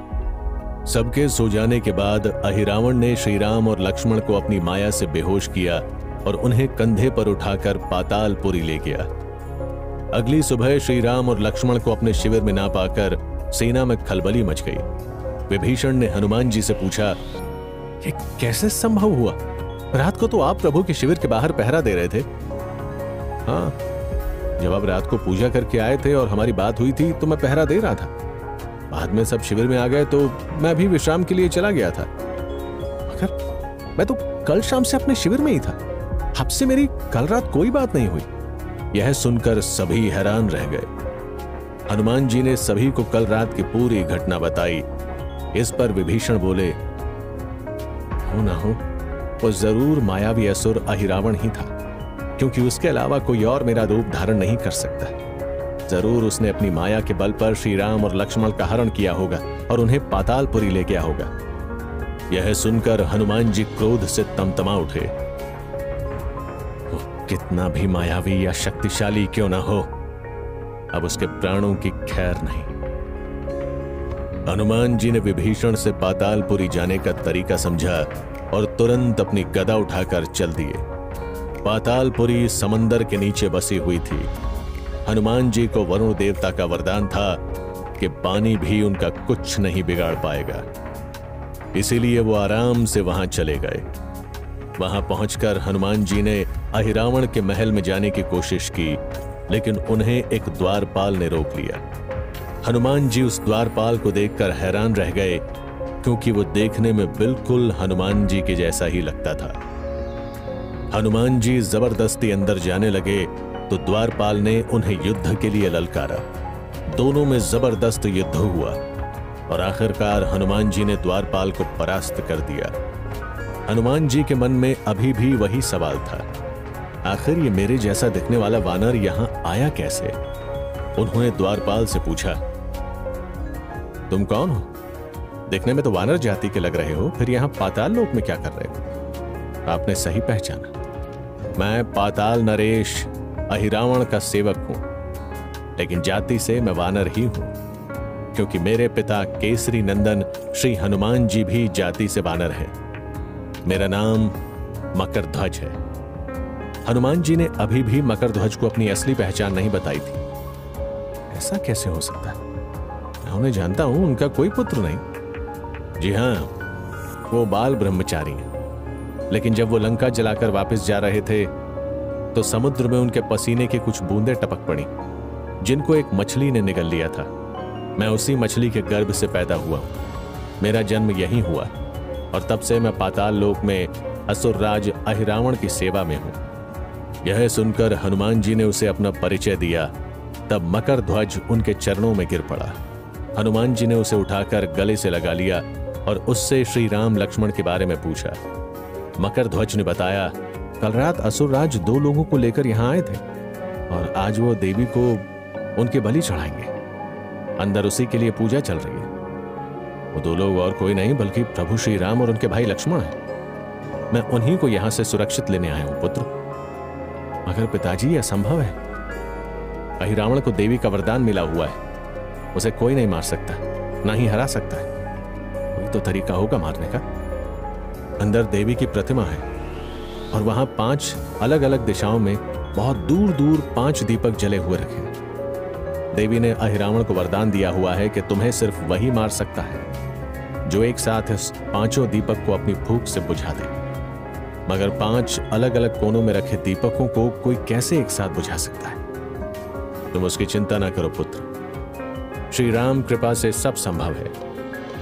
ऐसा कहकर हनुमान जी उस कक्ष में चले गए जहां अहिरावण बलि की तैयारी कर रहा था। सबसे पहले हनुमान जी ने अपनी शक्ति से 5 मुख धारण किए। 5 मुख उन अलग अलग दिशाओं में थे जहां दीपक जल रहे थे। उन्होंने सभी मुखों से एक साथ जोर से फूंक मारी और 5 दीपक को एक ही बार में बुझा दिया। हनुमान जी का ये रूप पंचमुखी कहलाया। आज भी बहुत से मंदिरों में पंचमुखी हनुमान की पूजा की जाती है। 5 दीपकों के बुझते ही वहां जोरदार गर्जना हुई और पूजा में बैठे अहिरावण को तेज झटका लगा। जैसे ही अहिरावण ने हनुमान जी को देखा, वो उन्हें मारने को दौड़ा, लेकिन हनुमान जी ने अहिरावण को अपने बल और कौशल से बुरी तरह मारा और आखिरकार उसका वध कर दिया। जैसे ही अहिरावण मरा, उसकी मायावी शक्तियों का असर समाप्त हो गया। श्री राम और लक्ष्मण की बेहोशी दूर हो गई। हनुमान जी ने उन्हें सारा किस्सा बताया और अपने पुत्र मकरध्वज से भी मिलवाया। श्री राम मकरध्वज से मिलकर बड़े खुश हुए। उन्होंने उसे पाताल लोक का राजा बना दिया। इस तरह हनुमान जी ने एक बार फिर सिद्ध किया कि वो अपने भक्तों के ही नहीं बल्कि अपने प्रभु के लिए भी संकट मोचन है।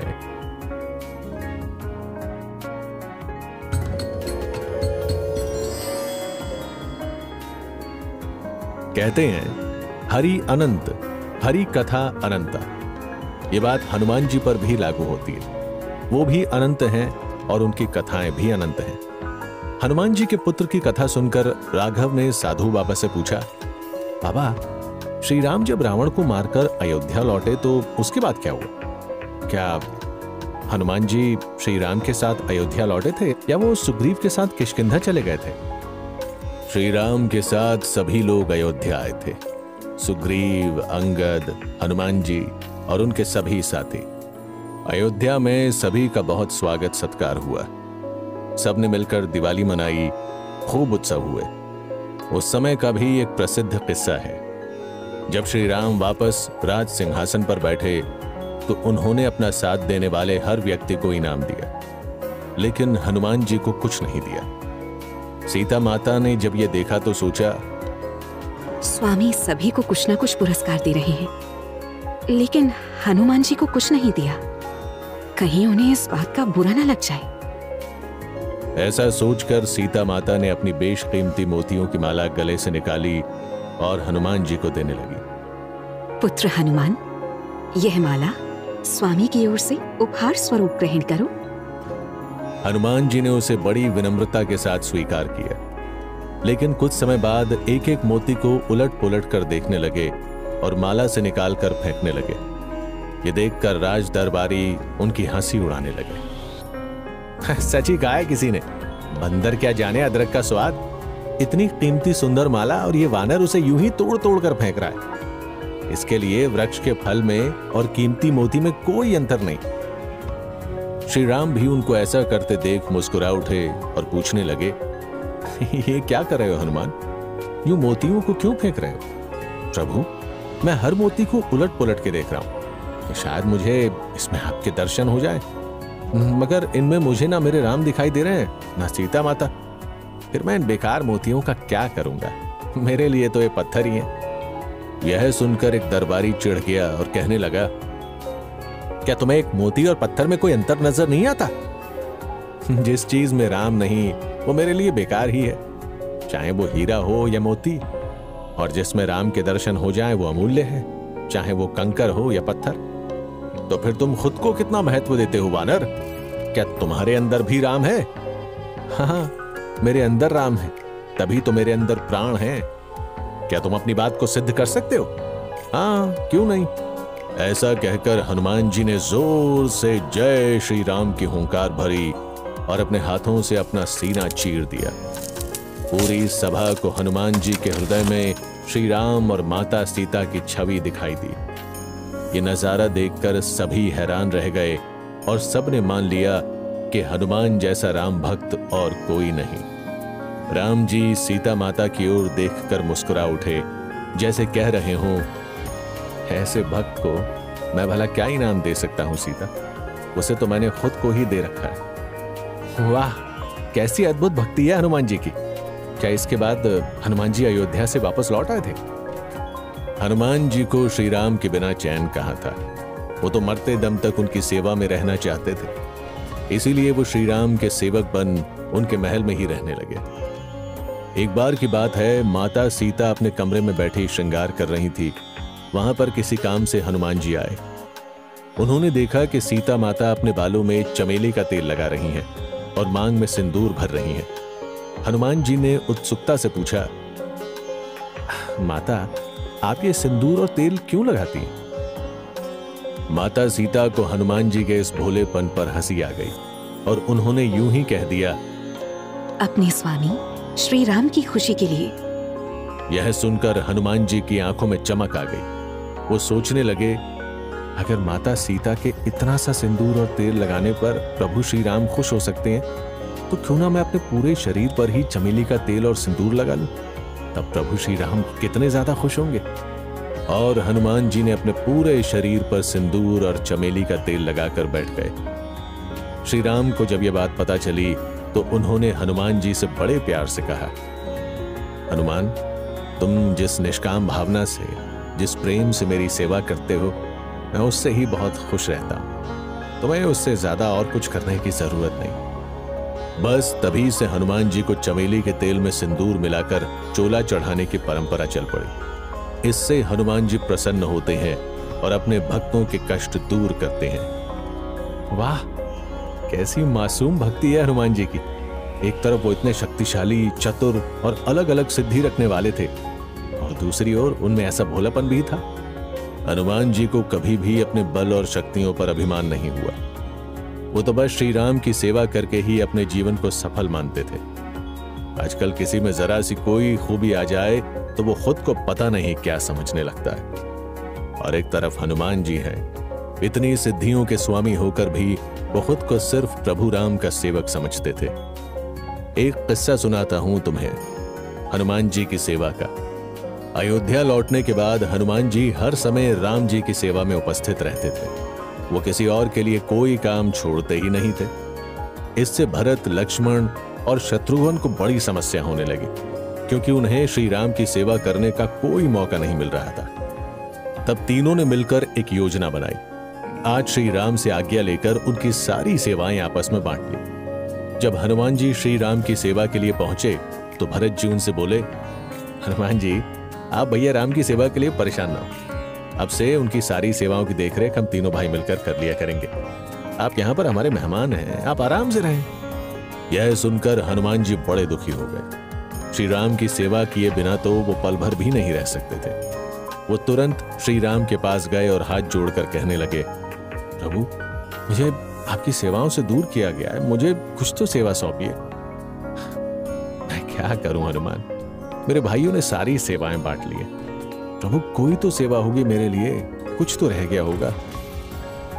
कुछ भी तो बाकी नहीं रहा। ऐसा कहते हुए श्री राम को जम्हाई आ गई। जम्हाई लेते हुए उन्होंने चुटकी बजाई। यह देखकर हनुमान जी को एक विचार आया और उनके चेहरे पर खुशी दौड़ गई। प्रभु, आपने सारी सेवाएं तो दे दी, मगर देखिए, जम्हाई आने पर चुटकी बजाने का काम आपको खुद ही करना पड़ा। आप मुझे यही सेवा दे दीजिए। जब भी आपको जम्हाई आएगी मैं आपके लिए चुटकी बजाऊंगा। ठीक है हनुमान, जैसी तुम्हारी इच्छा। अब से तुम्हारा यही कार्य है, जब भी मैं जम्हाई लूं तुम चुटकी बजाना। हनुमान जी ने हाथ जोड़कर सेवा स्वीकार कर ली। श्री राम ने एक बार फिर जम्हाई ली और हनुमान जी ने तुरंत चुटकी बजाई। अब तो हनुमान जी हर समय श्री राम के साथ रहने लगे कि पता नहीं कब प्रभु को जम्हाई आ जाए और उन्हें चुटकी बजानी पड़े। और इससे सीता जी बड़ी परेशान हो गई।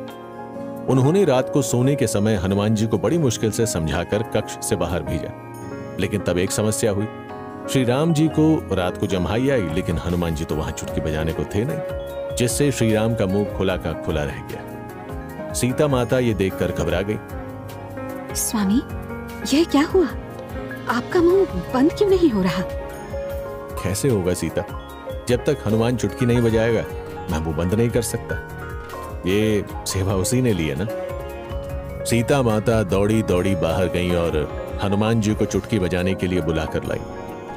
अब सबको समझ में आ गया था कि ये श्री राम की लीला ही है। हनुमान जी को जिस तरह से उनके सेवा कार्यों के लिए बाहर किया गया, वो श्री राम को भी अच्छा नहीं लगा था। हनुमान जी को वापस सेवाएं दे दी गईं और ये स्वीकार कर लिया गया कि श्री राम की सेवा पर जितना अधिकार हनुमान जी का है उतना किसी और का नहीं। बस तब से हनुमान जी निरंतर श्री राम की सेवा में ही हैं।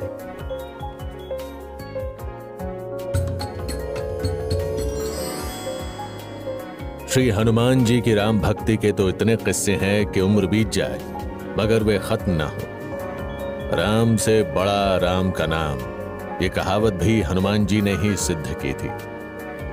वो कैसे? श्री राम का उनके नाम से ही युद्ध करवाकर। और जानते हो, राम के सामने राम का नाम जीत गया। तभी से माना जाता है जिसने राम नाम को अपना लिया उसका तो खुद श्री राम भी कुछ नहीं बिगाड़ सकते। लेकिन इसके लिए हनुमान जी को श्री राम से युद्ध करना पड़ा था। क्या राम और हनुमान जी का युद्ध? ऐसा भी कभी हुआ था क्या बाबा? हाँ, हुआ था। और मजे की बात यह है कि हनुमान जी ने श्री राम से लड़ने के लिए उन्हीं के नाम की सौगंध खाई थी और उन्हीं के नाम की वजह से वो जीते भी थे। तुम्हें मैं पूरा किस्सा सुनाता हूं। एक बार सभी संतों, ऋषि मुनियों की सभा चल रही थी, जिसमें चर्चा हुई कि प्रभु राम बड़े हैं या उनका नाम बड़ा है। सबको लगता था अपने नाम से तो बड़े प्रभु राम ही हुए ना, मगर नारद मुनि का कहना था कि राम का नाम राम से भी बड़ा है। राम नाम लेकर बड़े से बड़े काम किए जा सकते हैं। कोई उनकी बात मानने को तैयार नहीं था। इस पर उन्होंने भी ठान लिया, मैं आप सबको दिखाकर रहूंगा कि श्री राम से बड़ी उनके नाम की महिमा है। और वे उस सभा से चले गए। रास्ते में उन्हें राजा सुकंत मिले, जो उसी सभा में भाग लेने जा रहे थे। उन्हें देख नारद जी के मन में एक योजना आई और राजा सुकंत को रोककर कहा, प्रणाम राजन, धर्म चर्चा के लिए जा रहे हैं, ये तो अच्छी बात है। वहां पर सभी माने हुए संत तपस्वी आए हुए, आपको सभी का आशीर्वाद मिलेगा। यही सोचकर जा रहा हूं मुनिवर, ऐसा सौभाग्य बार बार कहां मिलता है। जाकर सबको प्रणाम करूंगा और सबका आशीर्वाद प्राप्त करूंगा। सबको प्रणाम कीजिएगा, मगर ऋषि विश्वामित्र को मत कीजिएगा। मगर क्यों मुनिवर? अरे आप एक राजा हैं और विश्वामित्र भी तो पहले राजा ही थे। जाति से तो वो क्षत्रिय ही हैं और आप भी क्षत्रिय, इसीलिए आपका उनको प्रणाम करना ठीक नहीं। नारद मुनि ने अपनी बातों से राजा सुकंत की बुद्धि फेर दी और उन्होंने सभा में जाकर ऐसा ही किया। ऋषि विश्वामित्र को ये अपना सार्वजनिक अपमान लगा और वे वहां से गुस्से में चले गए। राजा सुकंत को भी समझ नहीं आया कि ऐसा क्यों हुआ। उन्हें तो नारद जी ने ही ऐसा करने को कहा था। खैर, ऋषि विश्वामित्र श्री राम के गुरु थे। वे उस सभा से सीधा श्री राम के पास पहुंचे। उन्हें यूं क्रोध में आया देखकर राम ने उनसे पूछा, इतने क्रोधित लग रहे हैं गुरुवर, उचित समझे तो मुझे बताएं। एक राजा ने भरी सभा में मेरा अपमान किया है। कौन है वो पापी? आप मुझे उसका नाम बताएं, मैं तुरंत उसे बंदी बनाकर आपकी सेवा में ले आऊंगा। मैं नाम बता दूंगा, मगर पहले तुम मुझे वचन दो राम, कि जिसका घमंड भरा सिर मेरे आगे नहीं झुका, तुम उसका सिर काटकर मेरे सामने प्रस्तुत करोगे। गुरु विश्वामित्र ने श्री राम से पहली बार कोई वचन मांगा था। वो गुरु का वचन कैसे टालते? गुरुदेव, मैं आपके चरणों की सौगंध खाकर प्रतिज्ञा करता हूं, जिसने आपका अपमान किया है वो जो कोई भी हो, कहीं भी छिपा हो, मैं उसे खोज लूंगा और जल्द ही उसका कटा हुआ सिर आपके चरणों में प्रस्तुत करूंगा। इधर श्री राम ने प्रतिज्ञा ली और उधर नारद मुनि ने यह खबर जाकर राजा सुकंत को दे दी। राजा तो खुद श्री राम के परम भक्त थे। श्री राम की ऐसी सौगंध सुनकर वो डर के मारे थर थर कांपने लगे और नारद मुनि से बोले, हे मुनिवर, आपकी दी हुई सलाह से ही आज मेरे प्राणों पर इतना बड़ा संकट आ गया।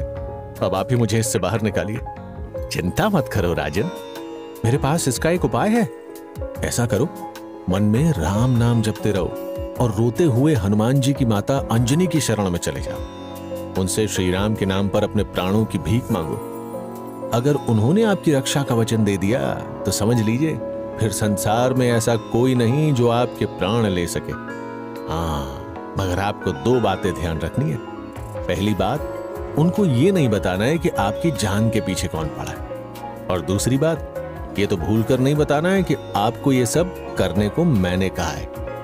राजा सुकंत के पास नारद मुनि की बात मानने के अलावा कोई चारा नहीं था।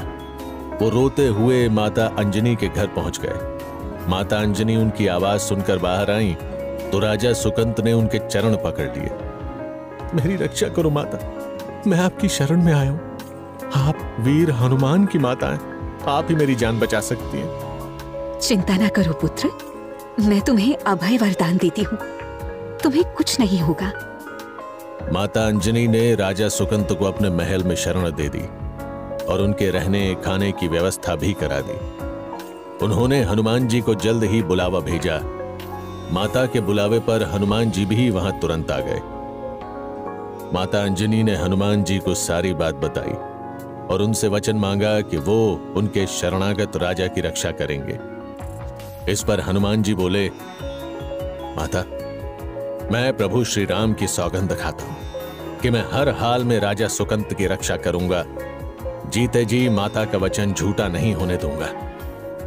वचन देकर हनुमान जी राजा सुकंत से मिलने गए और उनसे पूछा, निर्भय होकर बताइए राजन, कौन है वो जो आपके प्राणों के पीछे पड़ा है? वो कोई और नहीं, खुद प्रभु श्री राम है।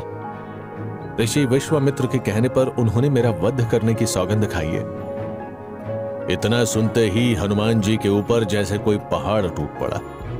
उन्हें विश्वास ही नहीं हुआ कि श्री राम उन्हें ऐसे धर्म संकट में डाल सकते हैं। फिर भी उन्हें उम्मीद थी कि वो श्री राम से प्रार्थना करेंगे और वो अपनी सौगंध वापस ले लेंगे। इसी उम्मीद से वो श्री राम के पास गए। प्रभु, आप राजा सुकंत को क्षमा करके जीवन दान दे दें। माता अंजनी ने उन्हें शरण दी है। मैं ऐसा नहीं कर सकता हनुमान। मैंने अपने गुरु को वचन दिया है और गुरु को दिया हुआ वचन तोड़ने से अच्छा है मैं अपने प्राण त्याग दूं। मैं भी इसी धर्म संकट में फंस गया हूं प्रभु। मैंने भी राजा सुकंत की रक्षा के लिए आपके नाम की सौगंध खाई है। आपके नाम की शपथ तोड़ने से अच्छा है मैं अपने प्राण त्याग दूं। इस समस्या का निवारण कैसे होगा प्रभु? जिस समस्या का समाधान हमारे हाथों में ना हो उसे महादेव पर छोड़ देना ही अच्छा है। तुम अपना धर्म निभाओ, मैं अपना निभाता हूं। आगे जैसी महादेव की इच्छा होगी वही होगा, पर हमें युद्ध तो करना ही होगा। हनुमान जी बड़े दुखी मन से श्री राम के पास से लौट गए। अगले दिन श्री राम राजा सुकंत को ढूंढते हुए हनुमान जी के पास आ गए। हनुमान जी ने राम नाम का एक घेरा बनाया और राजा सुकंत से कहा, आप इस घेरे के अंदर बैठ जाइए और आंखें बंद कर राम नाम जपते रहिए, बाकी मुझ पर छोड़ दीजिए।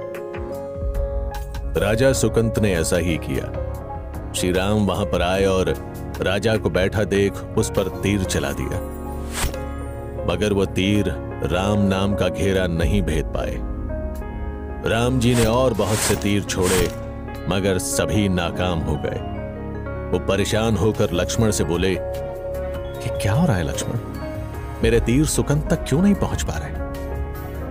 आपके भक्त हनुमान बड़े चतुर हैं भैया, उन्होंने सुकंत को आपके नाम के घेरे में बैठाया हुआ है, तीर उस तक नहीं पहुंच पाएंगे। ये कैसी बात हुई? जब मैं खुद तीर चला रहा हूं तो मेरे नाम से तीर कैसे रुकेंगे? आपके नाम की महिमा आप नहीं जानते, लेकिन आपके भक्त हनुमान जानते हैं। इसीलिए उन्होंने आपके नाम के सहारे सुकंत की रक्षा की है। तो फिर क्या किया जाए? सुकंत को मारना है तो पहले उसके रक्षक को मारना होगा। आपको हनुमान पर तीर चलाना होगा। नहीं, मैं ये नहीं कर सकता। गुरु को दिया हुआ वचन पूरा करना है तो ये तो करना ही होगा भैया। आप नहीं कर सकते तो मैं करता हूं। ऐसा कहकर लक्ष्मण जी ने हनुमान जी के हृदय पर तीर से वार किया। हनुमान जी के सीने से रक्त बहने लगा, मगर ये क्या, उनकी जगह श्री राम घायल होकर गिर पड़े। ये देखकर लक्ष्मण घबरा गए। उन्हें समझ नहीं आया कि श्री राम को क्या हुआ। तभी वहां ऋषि विश्वामित्र आए और लक्ष्मण से बोले, हनुमान के हृदय में राम ही तो रहते हैं लक्ष्मण।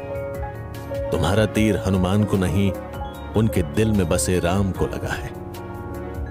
यह सुनकर लक्ष्मण जी बहुत दुखी हो गए। थोड़ी देर बाद जब श्री राम होश में आए तो गुरु विश्वामित्र ने कहा, मेरे कारण भक्त और भगवान में युद्ध हो रहा है, ये ठीक नहीं है।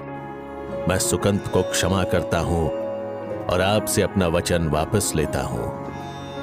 आप भी राजा सुकंत को क्षमा कर जीवन दान दें।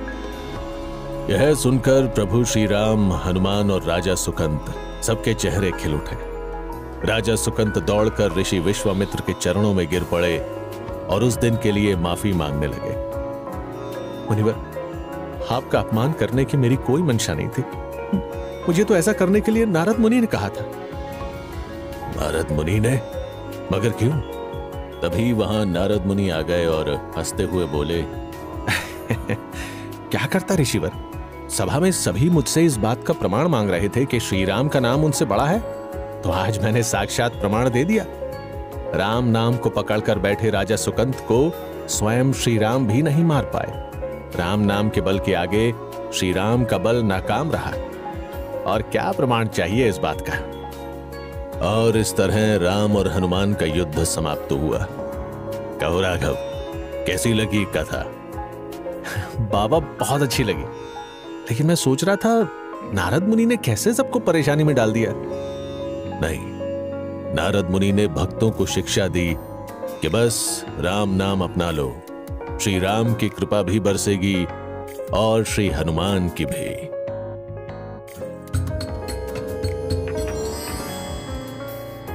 साधु बाबा से कथाएं सुनते हुए राघव को हनुमान जी से जुड़ी हुई एक और बात याद आ गई, जो उसने साधु बाबा से पूछ ली। बाबा, मेरा एक दोस्त कहता है कि उस पर शनि की 7.5 चढ़ी हुई है और इसीलिए वो हर शनिवार को हनुमान जी के मंदिर जाकर उनकी पूजा करता है ताकि शनिदेव उससे खुश रहें। तो एक बात बताइए, अगर किसी पर शनि की दशा हो तो उसे हनुमान जी की पूजा करने को क्यों बोला जाता है?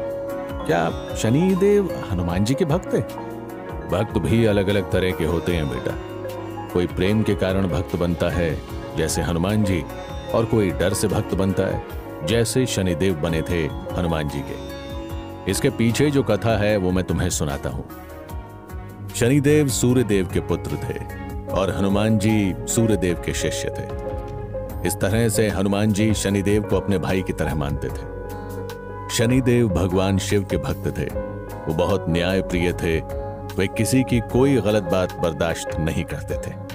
इसीलिए भगवान शिव ने उन्हें एक बार बुलाया और कहा, शनिदेव, मैं चाहता हूं इस सृष्टि में कर्म के आधार पर दंड देने की व्यवस्था हो। जो कोई पाप करे उसके पाप का फल मिले, और जो कोई अच्छे कर्म करे उसे उनका अच्छा फल मिले। इस जिम्मेदारी मैं तुम पर सौंपता हूं कि तुम ऐसी न्याय व्यवस्था बनाओ और सभी का न्याय करो। भगवान शिव की बात सुनकर शनिदेव बड़े प्रसन्न हुए, क्योंकि ये काम उनके स्वभाव से मेल खाता था। वे न्याय के देवता बन गए और ईमानदारी से कर्म के आधार पर लोगों को दंडित करने लगे। वे अच्छे कर्मों के लिए अच्छा और बुरे कर्म करने वालों को बुरा परिणाम देते थे। धीरे धीरे उनकी शक्ति और रौब बढ़ने लगा, जिससे उन्हें घमंड होने लगा। एक बार हनुमान जी श्री राम का ध्यान कर रहे थे। उनके सामने से शनिदेव गुजरे, मगर ध्यान में होने के कारण हनुमान जी ने उनको नहीं देखा। इससे शनिदेव को क्रोध आ गया। ये हनुमान मुझे पहले भी कुछ नहीं समझता था और अब भी नहीं, तभी मुझे इस तरह अनदेखा कर रहा है। शायद ये नहीं जानता कि अब मैं पूरे संसार का न्याय करता हूं। मेरी शक्ति असीम हो चुकी है। लगता है इसका भी न्याय करना पड़ेगा। ऐसा सोचकर शनिदेव हनुमान जी को परेशान करने लगे। हनुमान जी ने फिर भी शनिदेव की ओर ध्यान नहीं दिया। इससे शनिदेव को और गुस्सा आ गया। आखिर में शनिदेव ने हनुमान जी को खुली चुनौती दे डाली। ओ हनुमान, यो ध्यान में क्या बैठा है? उठ और मेरी चुनौती स्वीकार कर। मेरे साथ युद्ध कर। शनिदेव, मैं इस समय अपने प्रभु श्री राम का ध्यान कर रहा हूं, तो मुझे अकेला छोड़ दो। किसी से बिना कारण युद्ध करने की मेरी कोई इच्छा नहीं। लगता है तुम मेरी चुनौती से डर गए हो, इसीलिए ध्यान का बहाना ले रहे हो। मगर मैं तुम्हें ऐसे नहीं छोड़ूंगा। शनिदेव ने हनुमान जी को तंग करना शुरू कर दिया। इस पर हनुमान जी का भी सब्र समाप्त हो गया।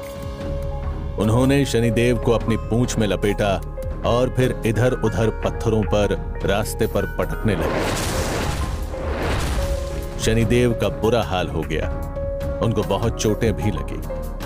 शनिदेव ने बहुत कोशिश की, मगर वो हनुमान जी की पूंछ से मुक्त नहीं हो पाए। आखिरकार उन्होंने हार मान ली। मुझे क्षमा कर दो हनुमान। आगे से मैं ना तुम्हें तंग करूंगा, ना ही तुम्हारे भक्तों को। हनुमान जी ने उन्हें क्षमा कर अपनी पूंछ से मुक्त कर दिया। शनिदेव जैसे तैसे खड़े हुए। उनका पूरा शरीर दर्द कर रहा था। जगह जगह चोट लगी हुई थी। ये देखकर हनुमान जी को उन पर बड़ी दया आई।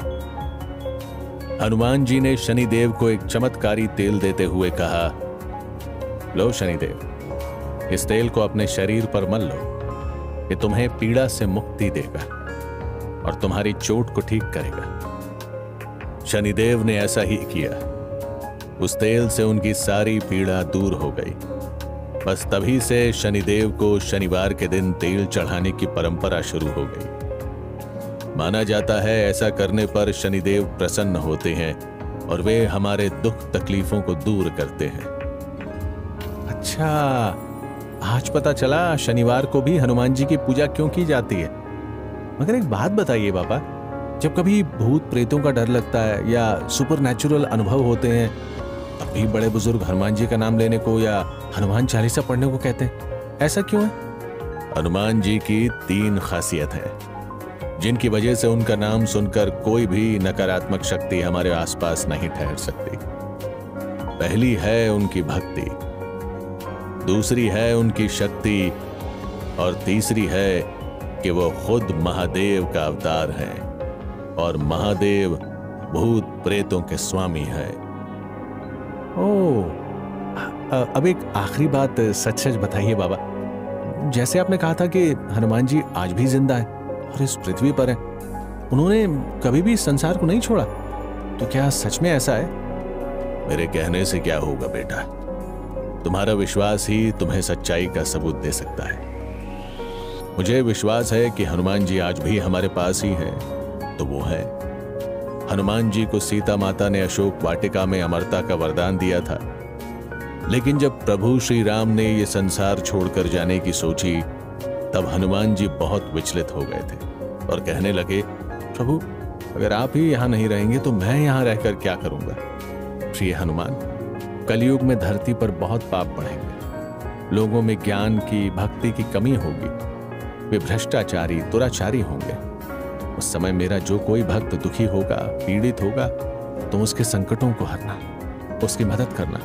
अब मैं तुम्हें यही सेवा सौंपता हूं। भगवान तो धरती पर अवतार लेकर आते हैं और अपना उद्देश्य पूरा कर वापस चले जाते हैं, लेकिन हनुमान यहां रहकर हमेशा उनके भक्तों का ख्याल रखते हैं। ऐसे बहुत से किस्से हैं जब भक्तों ने हनुमान जी की उपस्थिति महसूस की है। तुलसीदास जी को तो हनुमान जी ने श्री राम के दर्शन भी कराए थे। हनुमान जी उनसे बार बार मिलने आते थे। तुलसीदास जी ने उनकी स्तुति में हनुमान चालीसा और बजरंग बाण लिखे थे, जो हर हनुमान भक्त को जुबानी याद है। पुराणों में कहा गया है कि हनुमान जी गंधमादन पर्वत, जो कैलाश के उत्तर में है, वहां रहते हैं। जब जब उनके भक्त उन्हें बुलाते हैं, वो उनके पास पहुंच जाते हैं। कैलाश पर्वत के आसपास बहुत से भक्तों ने हनुमान जी की उपस्थिति महसूस भी की है।